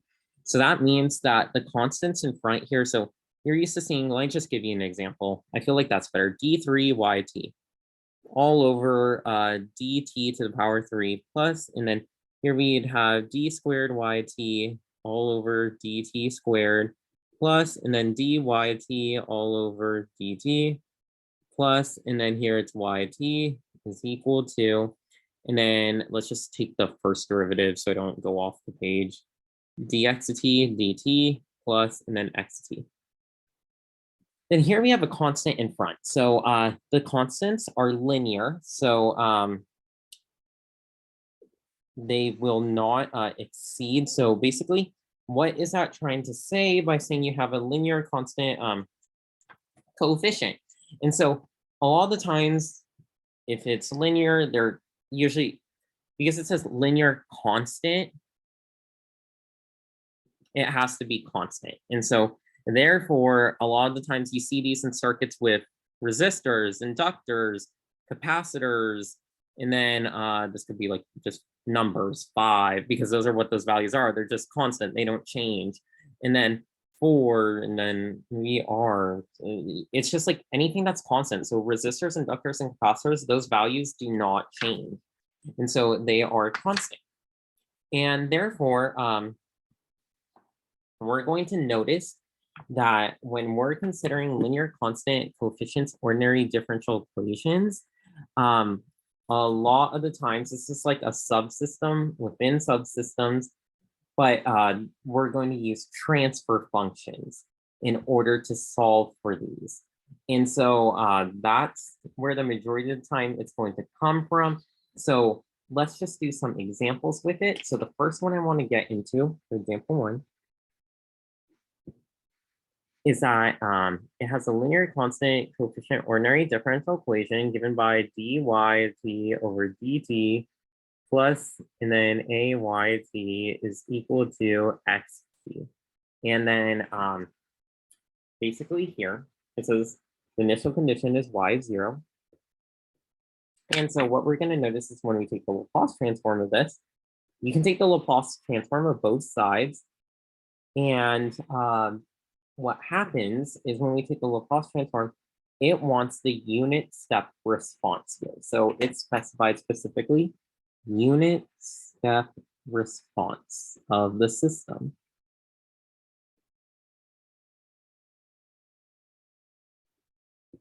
And so what's going to happen is when I take the Laplace transform here, I'm going to consult my properties.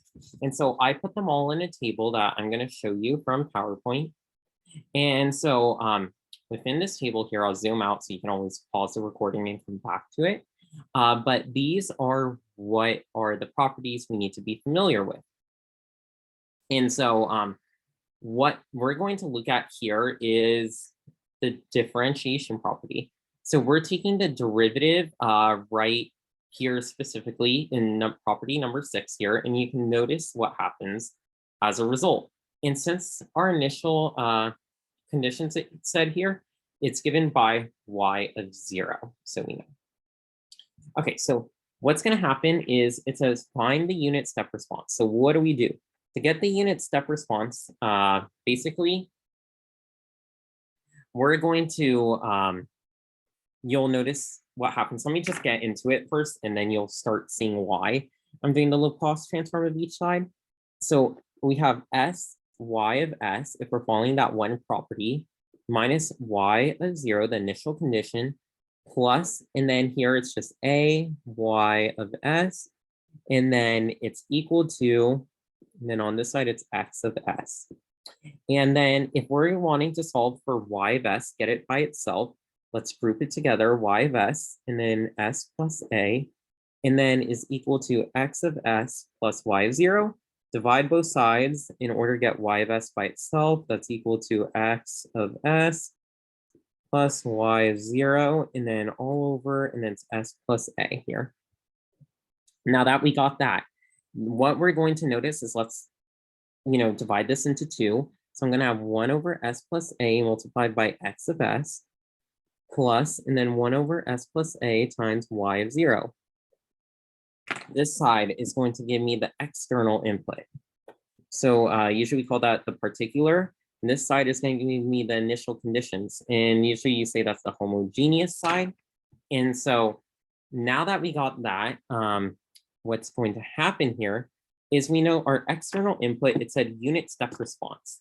So therefore with the unit step, that is, if you take the Laplace transform of the unit step, you're going to get 1 over s. So it's going to be 1 over s here, multiplied over 1 over s plus a. And then here you're going to get plus, and then it's 1 over s plus a, y of 0.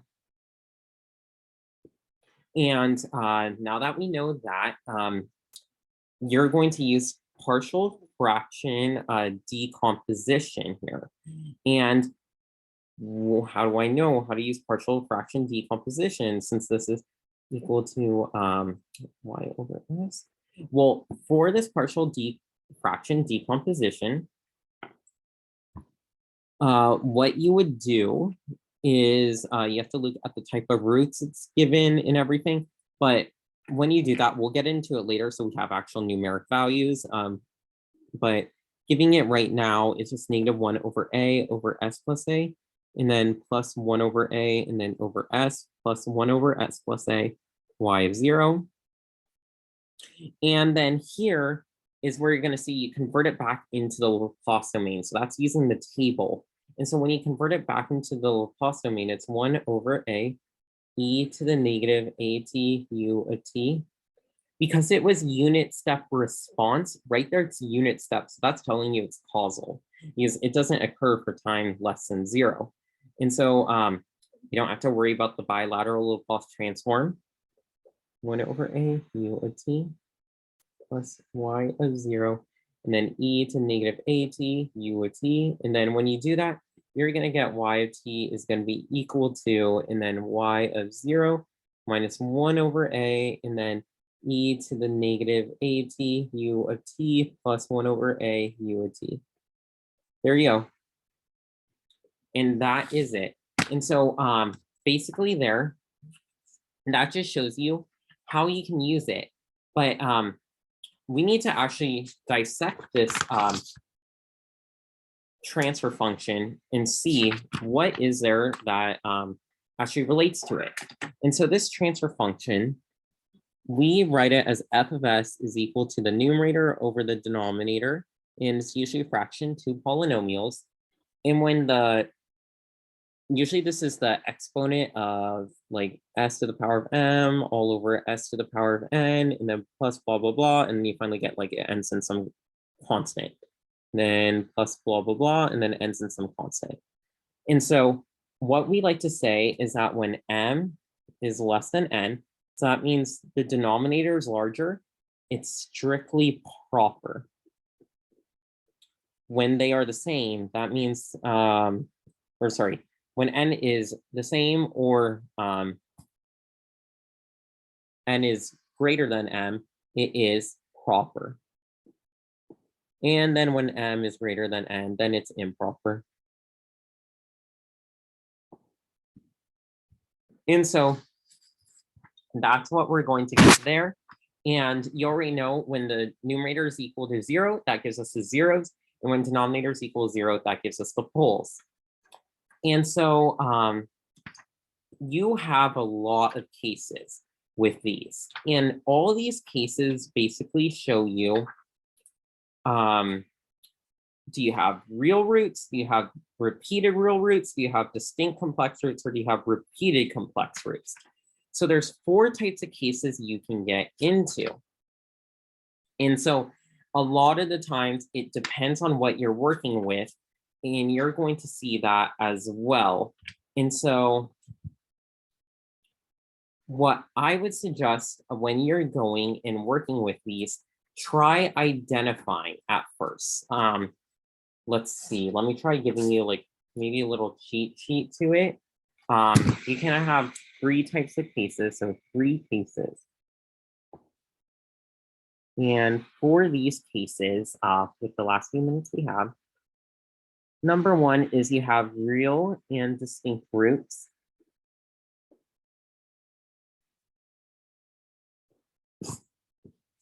Nice part about this is when you have real and distinct roots, it's pretty easy to write it out. You don't have to do anything weird, which is good.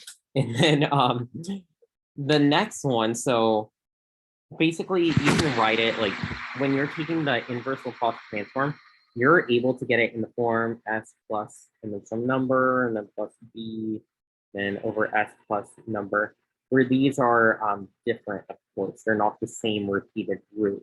And so that's the nice thing, is then you can just take the Laplace inverse of that and you can then get your answer. So that's the nice part about real and distinct roots, is that they're varied. So one example would be maybe like f of s is equal to 1 over, and then it's s plus 3 over s plus 2. These roots are different. They're not the same. So that's the nice part, is you can just split it up to 2, do partial fraction decomposition, and then you can get your a over s plus 3 plus b over x plus 2. And then you can take the inverse Laplace transform and just get your f is equal to, and then it's the inverse Laplace of your f of s once you get it into partial fraction decomposition. your next case is you can have real and repeated roots.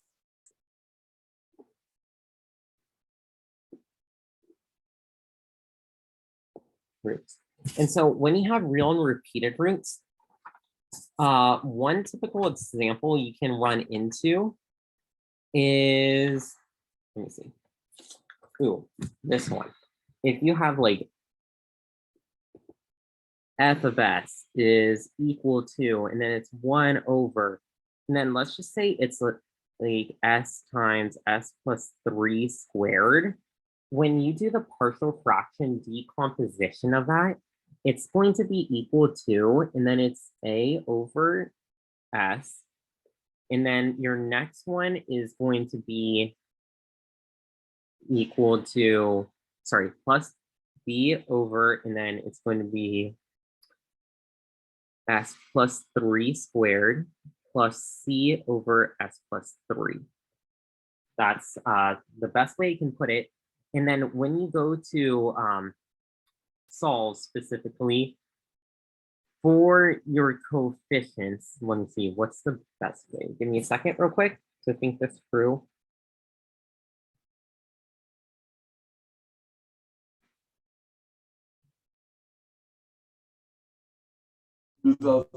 Okay, Wait, Brian, what does the 2 say? what's the, what? What does it say? The first word, a cow. Real.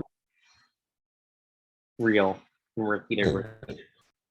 Okay, and so for this one, what you would do is this one you'd solve the exact same, this one exact same, multiply everything by s plus 3 squared.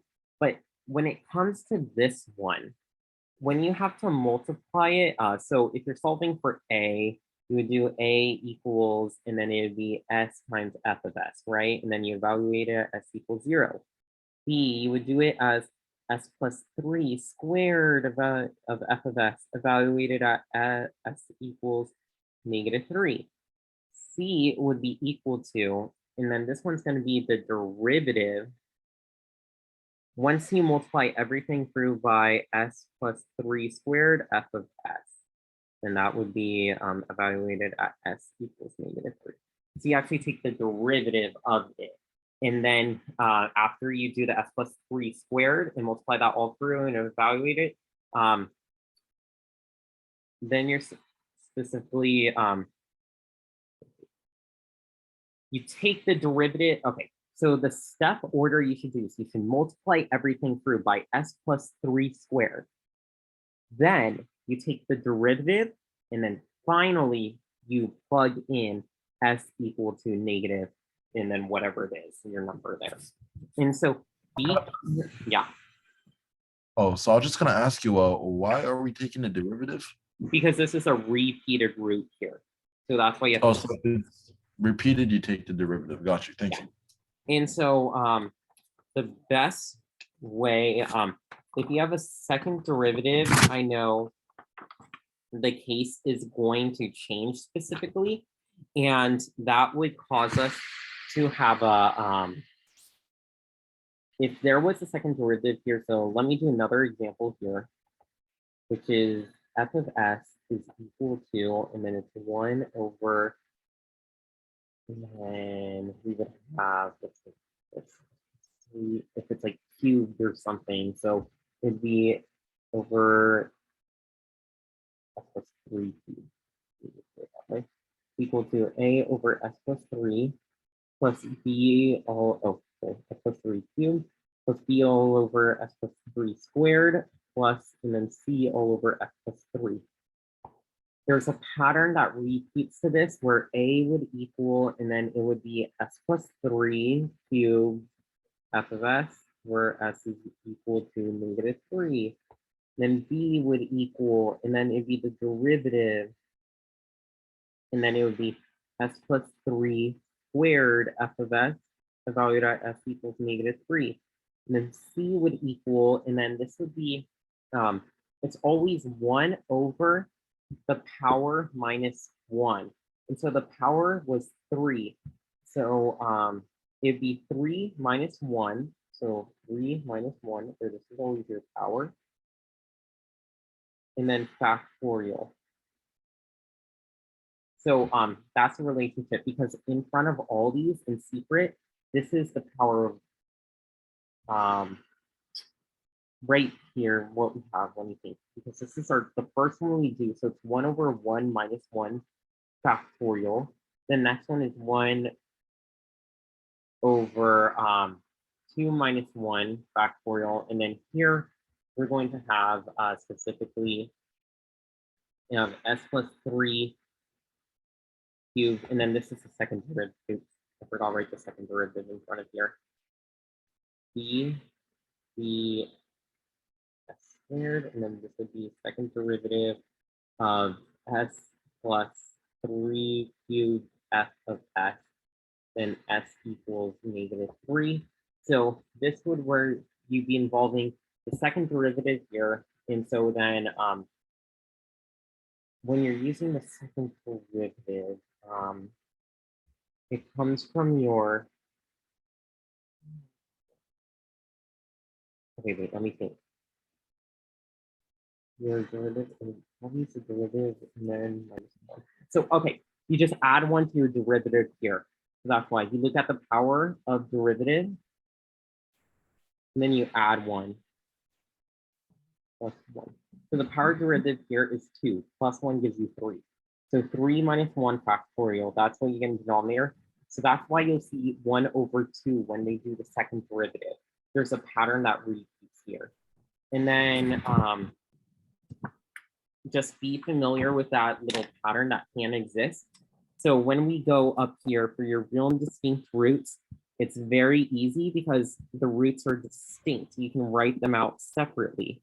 But when you have real and repeated roots, you have to watch out because you'll do the derivative, and that's great. First you multiply, then you do the derivative, then you plug in. But when you have the second derivative, you have to watch out because the power then in this formula, it's not going to evaluate to 1 factorial. It's actually going to evaluate to 2 factorial for your denominator. And he goes over that in his notes as well. And then the third case, which you need to be familiar with, let me pull it up, is the complex roots. And so in order to do these complex and conjugate roots, I guess you can think about it that way. How would you go about solving that? And so in order to do the complex and conjugate roots, what I would suggest is that if you're able to, what he does as his alternative method, which wasn't a bad idea, I actually thought it was strategic, is that when you write, let's say your f of s is given to you and you actually find out the roots. So maybe it's 1 and then s, and then next one is s plus 1 minus 4j, and then s plus 1 plus 4j, right? That's what you're given here. And so in order to solve this, what you would do, of course, is split it up into 3. So this would be equals a over s plus b all over s plus 1 minus 4j plus c all over s plus 1 plus 4j, right? That's what I would do. And then what you would do here is you would specifically get your a set equal to s f of s, evaluated at s equals 0, your b is equal to, and then here it's going to be your s plus 1 minus 4j, and then f of s evaluated at specifically s equals, then it'd be -1 plus 4j. And then here you'd have c is equal to s plus 1 minus 4j, or sorry, plus 4j, and then f of s, and then it'd be s is equal to, and then it'd be -1 minus 4j. And then once you plug it in, you're going to convert to magnitude e to the j omega. And then here, this is the conjugate. Whenever you have complex, you need to realize this is just a conjugate of whatever this is. So this solution should be m to the e negative j omega, because the conjugate only has the opposite phase angle. And therefore, you will be able then to write the solution. So what you do here and here, then you just do, it will come down to a divide by Cartesian coordinates. So then you convert them to polar and then you divide, but then you'll be able to get the roots in these forms, and then you can convert it back into f of t. And so those are the three cases you're going to see. And then your transfer function, most of the time, what it's going to look like is your h of s. I defined it as f of s before, but the transfer function, this is very specific though. That's why we use the notation h of s here. It's y of s all over x of s. And then it's when the initial conditions are equal to 0. So this is the transfer function defined. And so that's when you use the transfer function, actually, is when your initial conditions are equal to 0. And so that's what we like to say about the transfer function here. And then your poles can determine what the system should look like. This is the last thing we're going to get into. And so your poles, basically the location of the poles of the systems is going to determine how that response will be. So if we look at a plot here, you're going to notice that the stable side is on the left-hand plane. The reason it's stable is because it's always decaying with time. So here's an example, it's decaying, and then here's another one where it's decaying in time as well. And so that's why this is stable, so it's going to go towards 0. Whereas the unstable goes towards infinity. So that's why we call the right-hand side the unstable side. And so this, you're going to notice some graphs, they look like this. And then other ones, they sort of have like an oscillatory type of graph, so it looks something like this. And so this is growing in time. So that's why it's unstable. It goes towards infinity. And so that's what we can determine specifically from the poles of our plot in order to determine what's going to be the behavior of our system. And so that will be everything that should have been covered up to midterm 2.